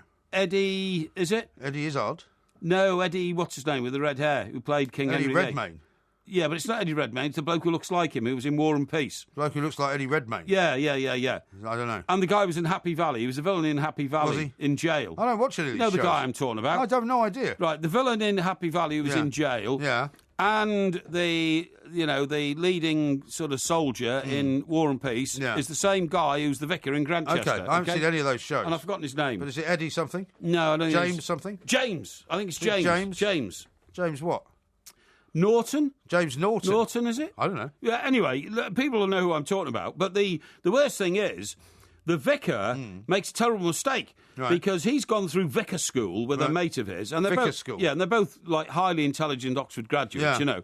And sort of people you like. Yeah, and it flashes back to when they graduated and they put their first surplus on. You know, like if we graduated as RAF pilots, we'd put our wings on for the first time. Yeah. Well, graduate vicars put their surplus on for the first time. You mean the collar? Yeah, the collar and the white frock thing they wear in church, you know. Yeah. And they pose in front of a camera and they have a picture taken. Okay. Yeah, it's a bit like putting your gown on when you you know what I mean? So. When you get a degree and all that. that. Sounds terribly thrilling, does it? Is there a picture of you with your gown when you got? Oh, you didn't get a degree, did you? No, I didn't. I left before. I did. Yeah. Have you got one? What? Have you got one? I've got a picture of me graduating from journalist college because I got top marks and came out top of the class. What journalism degree did you get then? I got a first class honours pass in the NCTJ. You don't National get first Council class for the honours Training in of NCTJ. Yeah, you do. No, National you don't. Council for Training of Journalism. No, you don't. Yeah, you do. You just get a pass. I've got the certificate. Well, bring it in. Well, I'll try and find it. Yeah, good because luck. I don't boast about it. Yeah. Now Is that then, the one you cheated on the shorthand exam? No. You sure? Definitely. You told us that story before, you know. Well, that you romanced that girl just so that you could get her to do your shorthand for you. Her name was Helen Lennox. And Lennox? She was from Port... yeah. She was the one that was with the fisherman, right? She was from Port Patrick. Yeah. I've been to Port Patrick. Yeah. And she was the guy with the one with the fisherman boyfriend. And her boyfriend, Robbie, was a fisherman. Yeah. Aye. He used to go out on trips over 4 days sometimes. Yeah. And it got very cold back in Port Don't Patrick worry, when she was away. She was getting very hot with you. Anyway, now listen. So the guy, I think his name is James Norton. Who plays the vicar. Him and his mate who graduated. Yeah. What happens is his mate then turns out to be a vile abuser of young women. Oh. Yep, absolutely. Right. But old James, right, whose name in the show is Sydney. That's right. He's Sydney the vicar. Sid James. No. Sydney is the vicar in Grantchester. Okay. Yeah. So it's Sydney and Geordie. So when are you going to get around to the Roger Ride? Well, I'm just about to tell you. Yeah. So Sydney protects this guy from the police, and he can't believe that he's guilty of these horrendous things. So. And anyway, it turns out the guy is a nasty bit of stuff, and he's wrecked a young girl's life, right? Yeah. So Sydney then, in despair, goes off to the local boozer, gets completely bladderated, right? That's very vicar-like behaviour. No, it's brilliant. So he's got a grey suit on, and he's got the black, like, whatever you call it, shirt that they wear, with the white collar. Yeah. He's completely bladderated, and he's falling all over the table. And then when the very attractive and buxom barmaid comes over, and tries to comfort him and say... Why have they got a buxom barmaid? It sounds like an old hat, doesn't it? No, it's great. So, and, it's a pretty basic pub, just sort of bare floors and tables and all that, but Sydney's knocking back the old beer and whiskey. Yeah. And when she comes over and says, Reverend, do you think you should have any more? Yeah. Guess what happens? Sydney he takes her upstairs. No, he grabs her and wrestles his face around her waist while he's trying to get his hand up her skirt. Dear God. Oh, it's disgraceful. It's a very man of the people, man of God type behaviour. It shocked me, absolutely shocked me. And anyway, she thought, if that happened these days, the vicar would end up in jail. Yeah, exactly. No doubt about it. Yeah. But this is in the 1950s. Yes. Anyway. So does she kind of, just punch him and keep him from getting nearer. Yeah, well, he's so drunk, she pushes him off his chair and he's rolling around on the floor and all that kind of stuff. And he comes back the next day to apologise, but can't remember the sexual assault. Right. And but he comes back to say that, I picked up some vital information from somebody in this pub yesterday and I need to know who that person was. Yeah. And she says, what are you talking about? And he says, well, he was sitting opposite me on the table and he told me something which only came back to me this morning, because I was drunk yesterday. And she said, what, and he said, do you remember him being with me? And then she says, the killer, she says, was that before or after you put your hand up my skirt? Oh, dear. And Sydney, the vicar, is, what? So he'd forgotten all about that? Yeah. Oh, dear. So he goes off in a... And so he doesn't find out who it was then? No, he goes off and gets bladderated in another pub, because he's now a bit depressed about it all, Okay. But anyway, that's one. Now, the other one, which shocked me entirely, was watching another period drama. Oh, yeah. Heartbeat. Heartbeat. Well, it's not really a period drama, is it? It is. How's it a period drama? Well, it's set They're not wearing sort of, Regency-type clothes. Set in the 60s. Yeah, but you wouldn't call that a period drama, Well, I would. It was, you told us you were watching Heartbeat the other day. Yeah, great. Anyway, so what happens here is, right, You couldn't have been any Rogerising in that, surely. Oh, I'm telling you. Really? Let me explain. Ah. So there's a young copper there who's a chippy Scotsman. Okay. You know, excuse me, sir, have you got an insurance policy for this car you're driving? Yeah. You know. Well, that's doing his job. Yeah. He's actually got such a downer on Scottish people. And he says, you know who I am? I'm, Lord Raisbury from the Manor. Yes, I know that, sir, but it's my job to check all the vehicles in the village and, It's Irish now. No. Yes, I know that, sir, but it's my job to check all the, so anyway, chippy little Scotch. Yeah. Anyway, a big crime happens. Yes. And CID turn up, right? From another sort of, bigger police station. Yeah. And the CID sergeant is a lady. Uh-huh. And that's supposed to be unusual in the 60s, I suppose. Well, I suppose it was, yeah. Anyway, there's clearly some sort of tension between the lady police sergeant and the chippy young Scots copper. Do you mean sort of a bit frisson? Well, a bit of, we don't know what. Anyway, the crime gets solved. Right? At the end of the show, obviously. Yes. And then they meet in the pub, and she says, this is all a bit too noisy for me, and he says, oh, what do you mean? She says, well, you live in the police house, don't you? Yeah. Yes, I do. And she so says, he takes her back there? No, hang on. And he says, well, is there anybody else in the police house tonight? It's Graham Kelly. No. And he says... No, he was in it. And he says, no.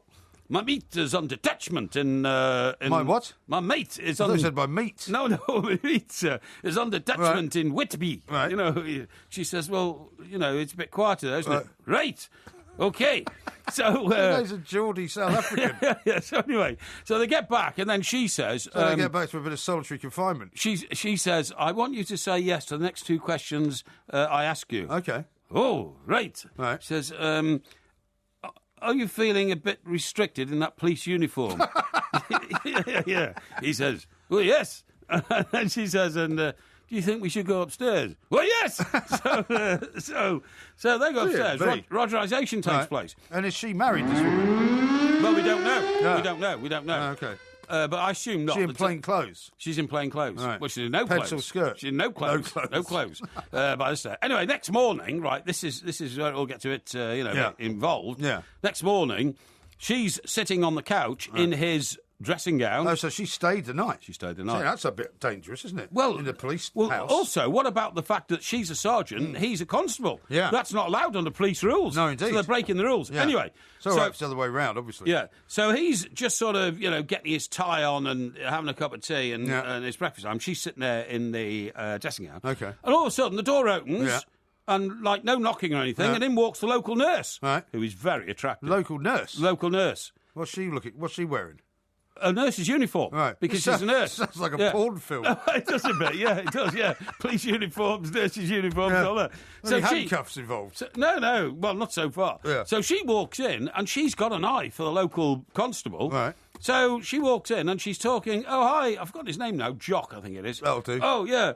Oh, hi, Jock, I just thought I'd... And then her eye strays into the lounge. Yeah. She sees the police woman. Yeah. And she says, oh, I see. And Jock goes, no, it wasn't like that. It wasn't like that. And he chases her down the street and all that. And then she goes off, all flustered and all that kind of stuff. So that's Rogerisation, which now... It's quite racy. No. We haven't got a lot of time, by the way. Peaky Blinders. Mass Rogerisation. Really? My name's Tommy Shelby. Right? Shelby, he's picked up this Russian nutter woman. She's a countess, right?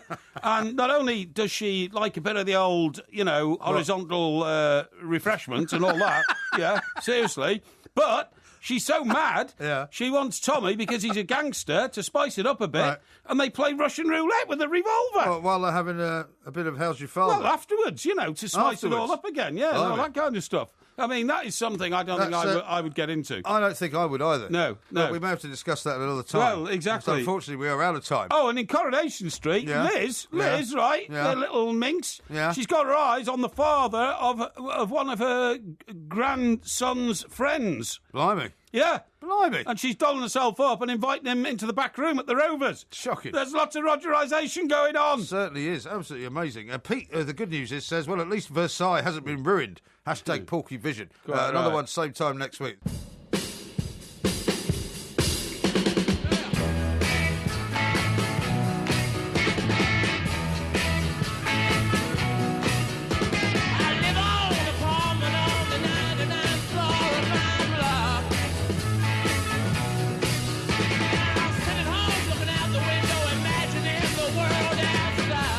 How about this from Wilson? Yes. He says, great show, guys. Huge fan from Nigeria. Please give a birthday shout-out to my sister Jennifer on her 40th birthday. And where's Jennifer based? Well, I presume she's in Nigeria. Oh, okay. He doesn't say. I think she's based back in England, it sounds to me. Anyway, Jennifer, on your 40th birthday, many congratulations, my dear. I'm told you are a flowering English rose at 40 years of age. You don't know that? Well, I'm assuming that. You could be completely different. I'm assuming Phantom that. says, let's hope the Plank's Euro predictions are better than his predictions about Leicester and Claudio Ranieri. I'll make one prediction now. I think this is going to be Rooney's tournament. I think Rooney's had 3 disastrous tournaments. Well, he hasn't had one yet, has he? Hang on, disastrous. 2004, which I was at, was good. 2006 I was at, that was hopeless. 2008 we didn't qualify.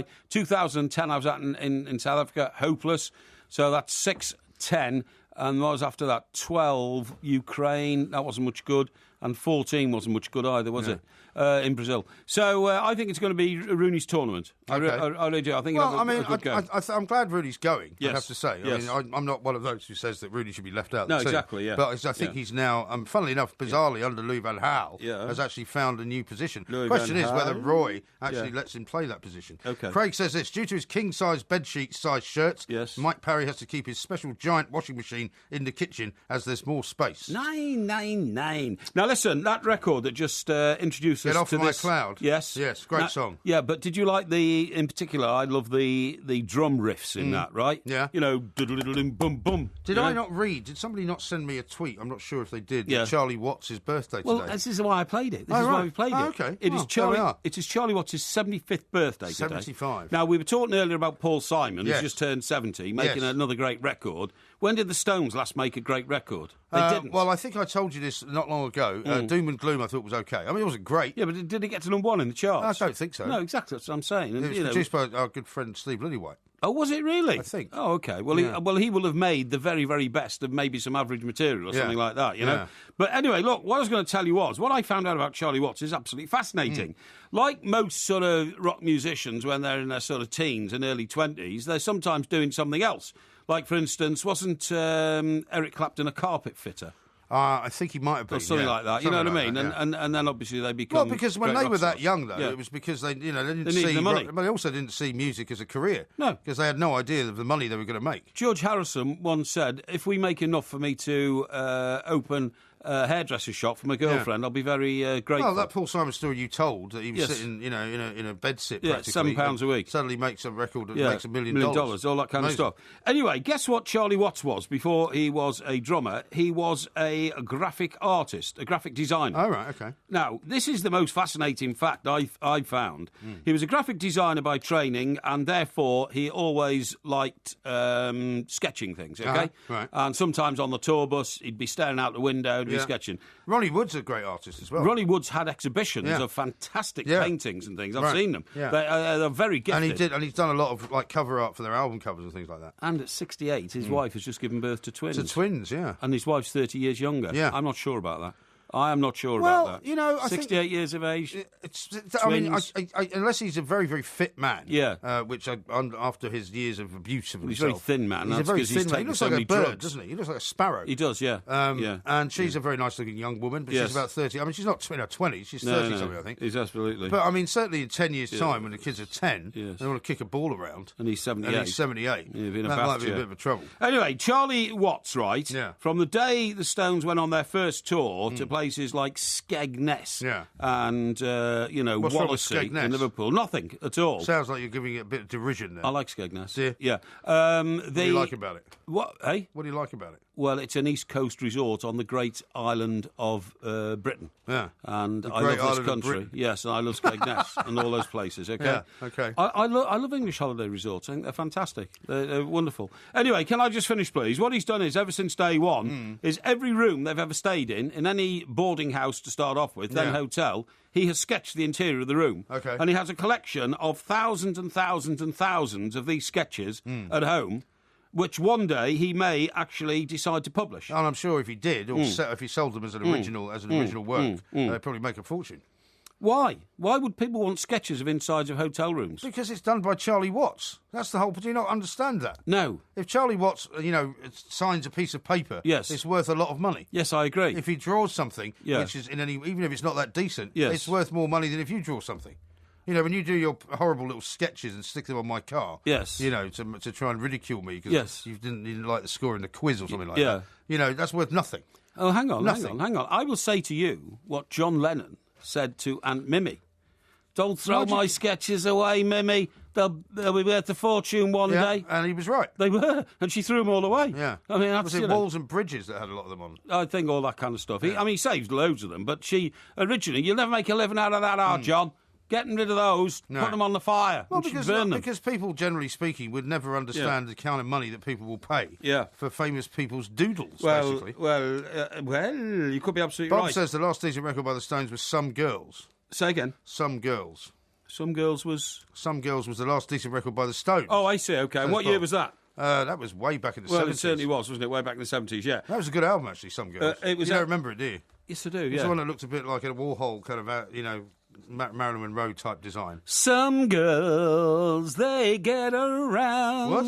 You know, that's the song. No, it's not the song. Well, it's not that song, but that was another one called Some Girls. By the way, it was there was some Marilyn Monroe anniversary of her death or birth or something the other day, wasn't it? It was, yeah. It was, I'm trying to remember. She would have been ancient, I think, 80-something. 80. She would have been 80, 80. She would have been 80. Can you imagine? I mean, some people actually should die young. I cannot imagine It's not very nice. Marilyn Monroe at 80. Well, actually... Joan Collins is in her 80s. Joan Collins looks fantastic. Looks amazing. She looks utterly fantastic. What a wonderful woman she is. I love her. Yeah. She sometimes does a column in the political journal Spectator. Does she? And it's always so witty and tells you of her adventures. Well, you've got that flying picture around the of you with her, haven't you? I have indeed, yes. Which we've never seen. What? Which we've never seen. Well, I mean, I don't like to flash these pictures of famous people and me around. Why don't you take a picture of it and put it on Twitter? I might think about it. Yeah. Now, I have some amazing news. Have you? And that is that it is a great time to be a single man like me. Is it? Because...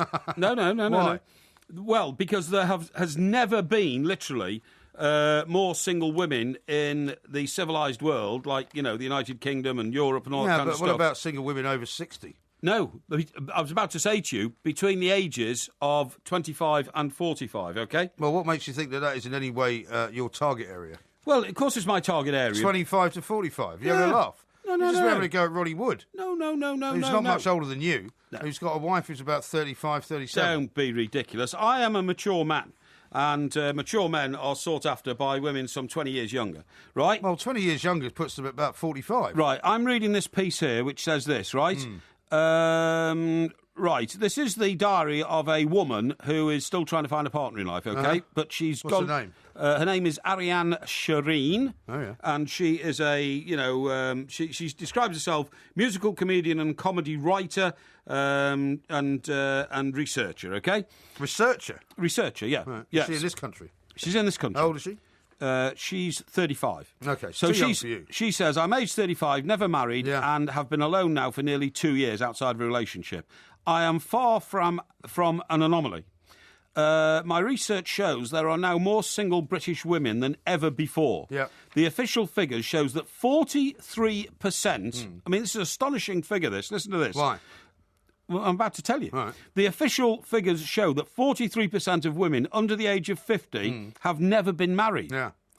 Can you believe that? I can, actually. That's nearly half of the women in this country under 50 have never been married. But again, because statistics are partially obscuring the truth, because that will again presumably also include women who have got a living partner but have never actually got married. Yeah, I would imagine so. But and a lot of people don't get married even though they live together. Yeah, OK, fine. But it's still a big number. Yeah, exactly. More than twice the proportion a generation ago. And there are more women living alone now, so they're not in relationships and not married. Right. More women living alone now in their 30s than in any previous era in history. Yeah. OK? I wouldn't disagree with that. Right. She goes on to say, it's not that there are no men available that would be statistically improbable. Yeah, they're just all planks. Well, that's about right. But that women want to find Mr. Right rather than merely Mr. All Right. Yeah. And in the era of Tinder casual hookups, what's Tinder? Is that a Tinder's website? the app where you hook up with people you want to have sex with. Right, OK. In the era of Tinder casual hookups and what Vanity Fair has called the dating apocalypse, it's harder than it sounds to find the right man. Yeah. And so, refusing to give up on the pursuit of romantic happiness, we are prepared to try increasingly unconventional methods of finding true love. And then she then goes on to describe a mad system called dating, and it's called silent speed dating. Oh, yeah. You literally sit at a table across from a person of the opposite sex for 3 minutes, staring into their face. Right. That's it. Well, you don't say anything. It's called Playdate London. Yeah? Yeah. Okay. Why don't you try it? Well, why? Why don't you try it? Why? Well, because you said there's never a better time for you to be a single man. I think you should try it. Look, mate. I think we could film you. I don't go around You chasing. couldn't keep quiet for 3 minutes. Hang on. I'm like Jose. Jose said, I don't chase football clubs, they chase me, okay? Okay. Right, I don't chase females, females chase me. Well, you'll be waiting a long time for one to catch up to you. Okay. I think you should go and do this. I think that'd be brilliant. I don't think so. Now, we've got lots more coming up, including some talk about a robot that you can install in your house to do all the menial tasks. Good. It might be bad news for Mrs. Mop, of course. And it basically looks like one of those Star Wars characters, right? Sure. And what it will do is roll around on its own. It will understand spoken commands, and you can buy one for about 410 quid. No. So let's find out from Nick whether it's worth doing it. Okay. Nick, a very good morning to you. Welcome to the show. Yeah, g'day from Taipei, gentlemen. Thank you very thank much. you G'day very from much. Taipei. Has a very nice ring to it, doesn't it? It does. Now, is this thing worth buying at this point, or is it not actually quite yet as good as it's going to be, if you know what I mean? It's so hard to tell because all they did was roll it out on stage and have a quick chat to it. Now, look, it blew everyone's minds. There's no denying that because when they started talking about it, everyone thought, oh, it's a silly idea or it's just down the track or they've just got a few sketches. And then it actually rolled out on the stage and, dimmed the lights, played a song, took a photo. It's hard to tell right now, but I have to say I'm pretty impressed and no one saw this coming. It looks great. What I'm very suspicious about, Nick, is how cheap it is. It's $599. I mean, blimey almighty, you can... It's less than an iPhone. It's less than a laptop, that's what I'm saying. You've got a human-looking robot here that does things like remind you that you've got a doctor's appointment, tells you that, the shopping needs doing because the fridge is getting empty. I mean, this is amazing. It is absolutely amazing, and the price is just mind-blowing. I mean, $599, you can buy a universal remote for about $400 US, and this works like a universal remote as far as we can tell, and will take phone calls for you, and read the kids a story, and connects to the internet, and can tell you how to cook a paella. I mean, this is ridiculous. Okay, now, a guy like me, Nick, my broadcasting partner here, also called Mike, calls me a saddo, says I have a sad life because I live alone, I'm single and all that, and he says that, I'm a bit of a hermit and all that. Well, I think this thing could keep you company. Well, no, I was just about to say that because according to the information I've got here, the robot can sing songs, it can dance to music, it can tell stories, it can even give you lessons in subjects you want to know about. So if I get on the grog one night, Nick, and decide, I think I'll have a laugh and a shout, can I program the robot to sing along with me, Hey Jude, don't make me sad. Get it to dance at the same time, kicking legs up and all that kind of stuff, and then tell me a few funny stories to keep me happy. Yes, you can. Well, and do if all this of that? thing does not ship, if this thing does not ship with a karaoke mode, I will eat my hat. Yeah, absolutely. If it's a part-time karaoke machine as well, this is sounding to me like a must-have device in my house. It's one of those things, isn't it, that people are going to just go mad for, and just the Christmas shopping lists are going to be full of it. But I mean, has it got a finite amount of? It's not what you would call artificial intelligence, is it? It's got a finite amount of knowledge, presumably, or can you program it with more and more stuff? Well, look, my best guess is that it's connected directly to the internet. Because if you say, and you start it by saying, hey, Zenbo, as far as I can tell. So it's a little bit like Siri in that respect. Your Apple iPhone you don't know what that is, do you? Hey, Zenbo. You don't know what Siri is, do you? Siri? Yeah. Yeah. What is it? It's like a sort of airborne sort of internet, isn't it? Huh? You see what I mean? Cosmic. It's cosmic. To struggle with this guy, Nick. Yeah, it's cosmic. No, it's the thing that talks back to you. Yeah, well, that's right. Yeah, I knew that. It's cosmic, yeah. All right, Nick, all right. Sorry, go ahead, Nick. Yeah, well, I think Zenbo's a bit like Siri in that case, except it's less of an airborne internet and more of a rolling robot internet. So the limits should only be about what it can connect to and what it can understand you saying. So, I mean, they did demonstrate, and again, these demonstrations on stage, always hard to tell how much of it has been pre-organised and how much is off the cuff. It did look like it could understand a lot of simple commands. And certainly, I mean, well, the reviews that I've read about it say that, with all due respect to Mr. Parry here, it could be very useful for older people who live alone and who actually, need to be reminded of stuff and need almost somebody to kind of watch over them, if you like. It was one of the big pictures they gave, was it as senior companion was the phrase they used. Yeah. Someone to keep an eye on you, someone to connect you to family. Even in their promo video, they showed the granddad of the family taking a fall and Zenbo putting an emergency call through to the family to let them know that granddad had taken a tumble. So that'd be good for you when you get home and you have too much of the old Pinot Grigio. Well, that's right, and it seems it can check the locks on the doors to make sure they're closed and all that. Now, the only thing that making me worry a little bit here, Nick, is that this is produced by a hardware manufacturer called Azuz, A-Z-U-Z. Surely, if there's a worldwide market for this, and if they only cost $599 and they were available in this country, I'd buy one tomorrow. But surely, if that's the case and they're going to be mass selling, why aren't people like Apple and Windows and Bill Gates and people like that getting in on the act?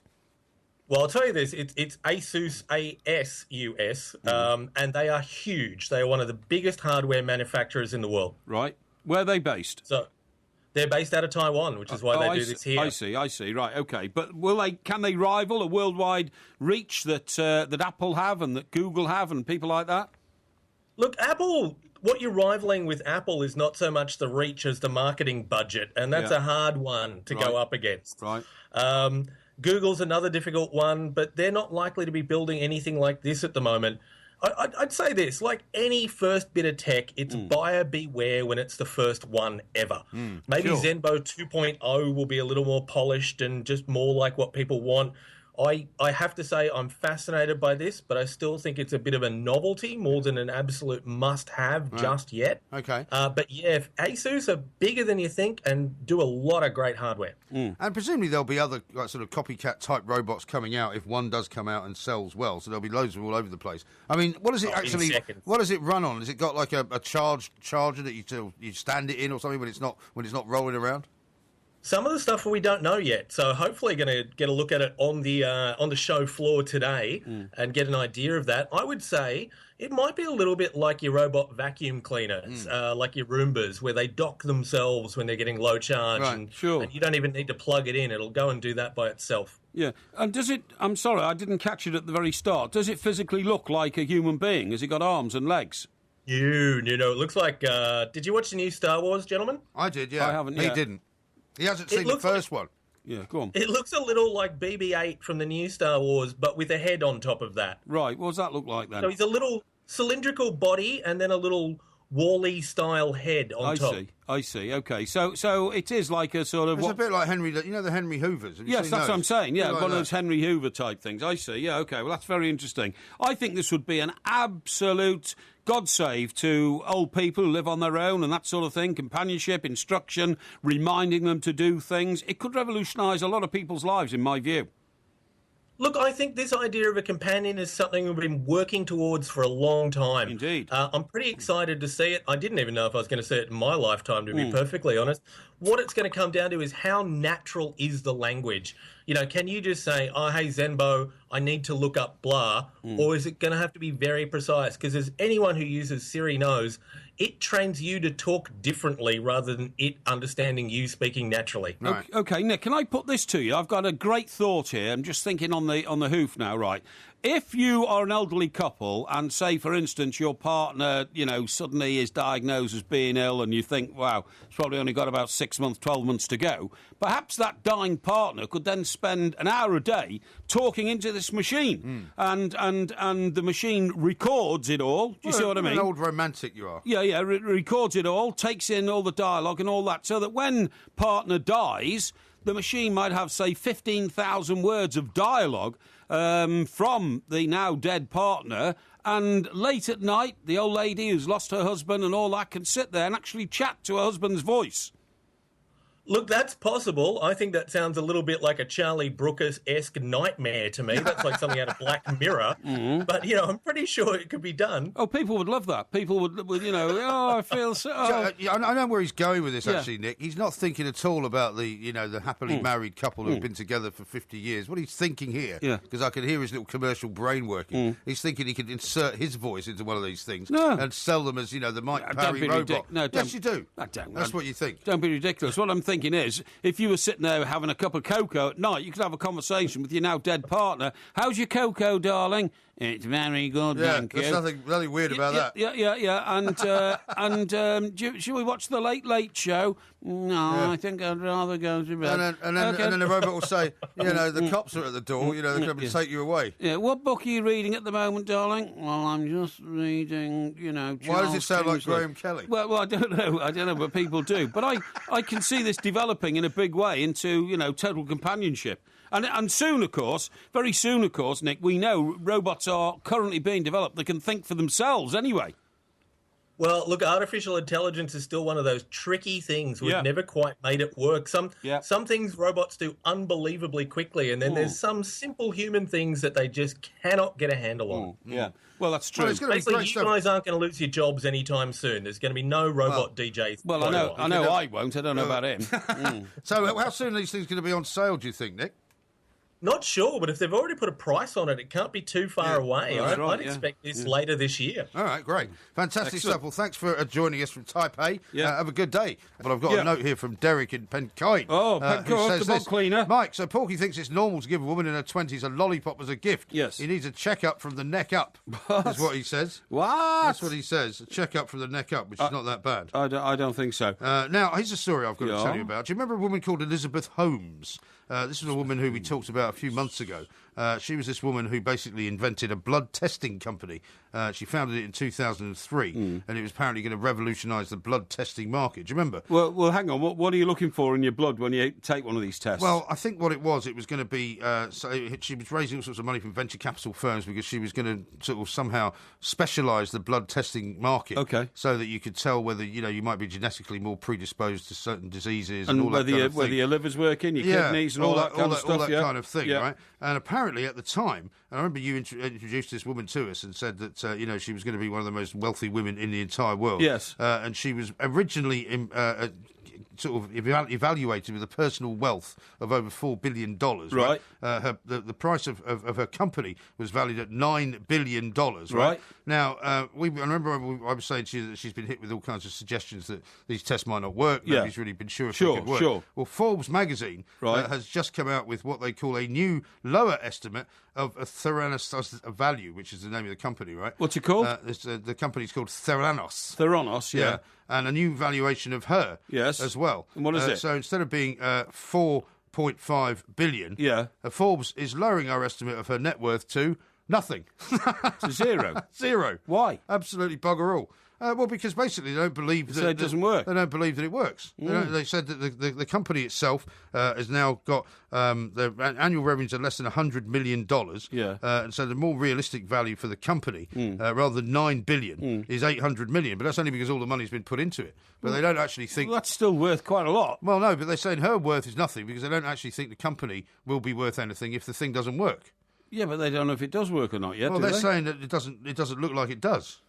Well, if I were her, I'd get out with the 100 million quid revenues and do a runner. And that would be what you might describe as a bit of a sharp practice. Yeah, a sharp practice, but these things happen. Listen, I've got good news for you. Have you? In fact, it's a good job that you're not a sparrow. It is a good job I'm not a sparrow, because if I was a sparrow, I wouldn't be able to do a radio show. Yeah, but listen... And then what would I do? Listen, latest research from my... what's it called when you study birds? Ornithological research. Male sparrows can tell when their female mate is cheating on them. I've heard about this, yeah. It's amazing. It is amazing. Male sparrows, can actually work out, hang on, my partner's been unfaithful to me. Now, if it worked the other way around in human beings, that women could tell that their partner had been unfaithful to them. Well, they can't they? Well, I don't know. It might have saved you a lot of grief during your extremely... Why would it save me grief if they... ill-moralised adult lifetime? Well, hang on. This is pretty rich coming from you. No, it's not. Ditching some girl in a bar, sending her home in a taxi so you can go and roger somebody else. That's a very vile and coarse way of that's pretty much what happened, isn't it? Sort of. But anyway, it says the birds are normally monogamous. Yeah. But just as with humans, females can sometimes be tempted to mate with fitter males. Well, that happens in the human race as well, doesn't it? It does, in order to have stronger offspring. Yeah. But they do it for a genetic reason. Yeah. They want strong children. Well, this is the theory why a lot of women like going after married men or men who are already in relationships, because they know, particularly if you're married and you're in a relationship with somebody else, they know basically that everything works. They've got decent children. Yeah, well, you've either had children already, or if you're with a woman, then you must be able to keep her happy. It says experts at Imperial College London found a male sparrow's suspicion were aroused if the female bird was making long trips outside of the nest during her fertile period. Yeah, we're back to Johnny at the start of the show with his wife coming home bladderated. Exactly. Yeah. You're absolutely right. We haven't heard from him since, have we? No, I don't. He didn't reply to the information I gave him about the stilettos, did he? You might have caused a bit of a row there. He would then provide less food to the family brood, which perhaps is unsurprising as he may not be the father to all of the chicks he might suspect. Yes. So he might stop bringing food to the chicks because he might suspect that he's not the father of them. Because you see, I suppose from our point of view, you look at a sparrow and you think they all look the same. But if you're actually a sparrow, you can probably tell the difference. He hasn't got my eyes. Females, exactly. Or female sparrow might be a very attractive sparrow and therefore attracted to other sparrows. Yeah. Still haven't had a bird yet land on my bird bath, Well, I think birds are very smart. I think birds probably know that it's not a friendly environment. It's a very friendly environment. There's no cats or anything. It's a penthouse. No, of course there are cats. You said there was a cat roaming around there last year. We got rid of it, honestly. Yeah, by firing an electric shock up its jacksie. No. It had to go under the rules of the building. It was you made them get rid of it? Oh, yeah, I made them get rid of it. I thought you just made them ensure that it didn't sort of stretch across to your area. No, we got rid, don't worry. Really? Yeah, absolutely. There's no cats there now. Shocking. So, anyway, researchers were able to determine which females were the most unfaithful by tracking 200 male and 194 female sparrows on the island of Lundy, which is in the Bristol Channel. I've been to Lundy. You've been to Lundy? It's a fantastic island. Amazing place. Is there anything on it? Well, it used to have a lot of sheep on it. But is there a pub? Yeah, there is a pub. Is there? Funnily enough, because I took my daughter there years and years ago. Right. We were holidaying down in that part of the world. Yes. And it's near Somerset, North Somerset. Yes. And Barnstable, I think, is the place you get the boat from. Okay. And you go Barnstable, out. Devon. And you take the boat. North coast of Devon. Very nice, yeah. We saw little basking sharks. We saw seals. Oh, it's a beautiful area for birds. And how long does it take to get to Lundy? I think it's about an hour and a bit. Is it? I mean, it's quite far away out. But the interesting thing was it was during that big drought that we had. Right. When she was... So it's probably talking about around about sort of 98, 99, something like that. Okay. And they had to airlift all the sheep off the island because there was no water on the island. Yeah. That's a big job. So we got there and you have to hike up the hill. Yeah. And up at the top of the hill is the pub. Well, and they wouldn't give us any water. Why? Because there was a drought. Right. But you could have beer. Oh, okay. Well, how many people use this pub on Lundy? Well, I don't think there's anyone that lives there. I think people just go there. So it's just a tourist attraction? I think so, yeah. Well, does the guy who runs the pub live there? I guess so. It's a bit of a lonely lifestyle, isn't it? I suppose like being in a lighthouse, isn't it? Yeah, I suppose it is. But it is a pub, though. Yeah, but hang on. I mean, by the way, can you believe it's June today? No, I can't. The weather has been dreadful. It's June yesterday. Cold. I know, horrible. Pouring down with rain. But they're having a heat wave, funnily enough, in Scotland. Having a heat wave in Scotland? In Scotland it was like 20 degrees, which for them is massively warm. Okay, well, that's anyway, that's news about the sparrow population, okay? Now then, forget those lapses and feel good about yourself. Psychologists claim they've discovered a phenomenon called the unethical amnesia of humans. Oh, yeah. Yeah? That sounds like something you would suffer from. We are able selectively to forget behaviour that does not fit in with our self-image of how moral we are. I think that's true. Right? I think that's true. Well, it's a bit like when you reinvent stories about, what happened. Yeah. And some of the bad things that happened, you prefer not to remember. I don't have a problem with memories like that. Right, well, listen to this. Despite the common belief people hold that they are more ethical and fairer than other human beings and their strong desire to maintain a positive self-image when facing the opportunity to act unethically, they often do. Yes. If only by a little bit. Many people who consider themselves honest, nevertheless, often cheat, for instance, on their tax returns. They steal from the workplace. Yeah. Do you cheat on your tax return? Certainly not. I don't either. Do you steal from the workplace? No. I don't either. No. Do you consider yourself honest? I do. Yeah, I do. Illegally download music from the internet? No. I don't do that either. No. I don't know how to do it. You probably would if you did, though, right? No, I wouldn't, honestly. No, I wouldn't steal music. Why would I steal it? How much does it cost to download an LP? £7, maybe less. Well, exactly. I wouldn't steal it for that. Right, now this one, I'm afraid, is a big yes for you. Is it? Have extramarital affairs. Well, considering I'm not married, and that's incorrect. But what about the past? Well, in the past, yes. But, I mean, in the past, yeah. You stole some cup final tickets from a guy who was in a coma. No, I didn't. Yes, you did. No, I didn't. You relieved him of them, did you not? No. They were tickets for an England game, actually. Well, it was an England game. And I didn't. Oh, sorry. So you stole tickets for an England game? No, I didn't. For a man in a coma? No, I didn't, honestly. What do you mean you didn't? Yes, you did. That's a silly accusation. Right, I'm keeping going. Yeah. Use public transportation without paying. I have done that in the past, but usually only by mistake. When I first worked in London, when I was a callow youth of about 22 or 23, and I was living in a house in Palmer's Green with two other guys who weren't journalists. One of them was a surveyor who I'd been to the University of Trent with. Yeah. And the other guy was some kind of advertising executive who, was selling wine or something like that. You know what I mean? Right. We had... It was a horrible scene, that must have been. Yeah, exactly. We had one underground ticket between the three of us, which we used every day. What, like a season ticket type thing? No, it was just a day ticket. Right. But because if you put your thumb over it, it was a bit of cardboard. Yeah. And that was before machines were invented, absolutely. Right? There were no machines. Yeah. And there were so many people going in and out at rush hour. Right. You just waved this bit of ticket round and nobody ever asked to look at it. How did all three of you use it at the same time, then? They were all out at different times and that sort of thing. I see. So you come back and just... Yeah, that's right. Yeah, okay. absolutely. Yeah. And because they used to punch them, didn't they? Supposedly, it was the reason so you'd know it had been used. They never did. Anyway, just to go on, without paying, right. Yeah. The cost of such arguably small-scale dishonesty are surprisingly large, both socially and financially. Well, it's like shoplifting, isn't it? I mean, shoplifting costs companies millions and millions of pounds a year. Yes. Which we never think of as but people say, well, that's just, it's a cost of running a business. Yeah, but I think, you're a shoplifter, I'm not, so that's okay. I'm not a shoplifter, no, I'm sorry. Mike, you've admitted many times to being a petty little thief stealing Mars bars when you were a kid. I told you when I was at school, yeah. Disgusting, I never did that. That's a very long time ago. I've never stolen anything in my life. You've stolen everything you have, you've stolen. No. Including all the ideas that you've ever used. Rubbish. Including any kind of, woman that you've ever had. No. Including any kind of, I'm not going to say all the things that are in your house. Dreadful. But you've spent your entire life being dishonest. No, because people value morality and want to maintain a positive moral self-image. It's in the time, by the way. But often act dishonestly when facing the temptation to behave unethically. They are motivated to forget the details of their illegal actions so that they can keep thinking of themselves as honest individuals. Yes, I think that's true. So they blank it all out. Yeah. Blank it all out. Well, that's what you do. Now, what about expenses?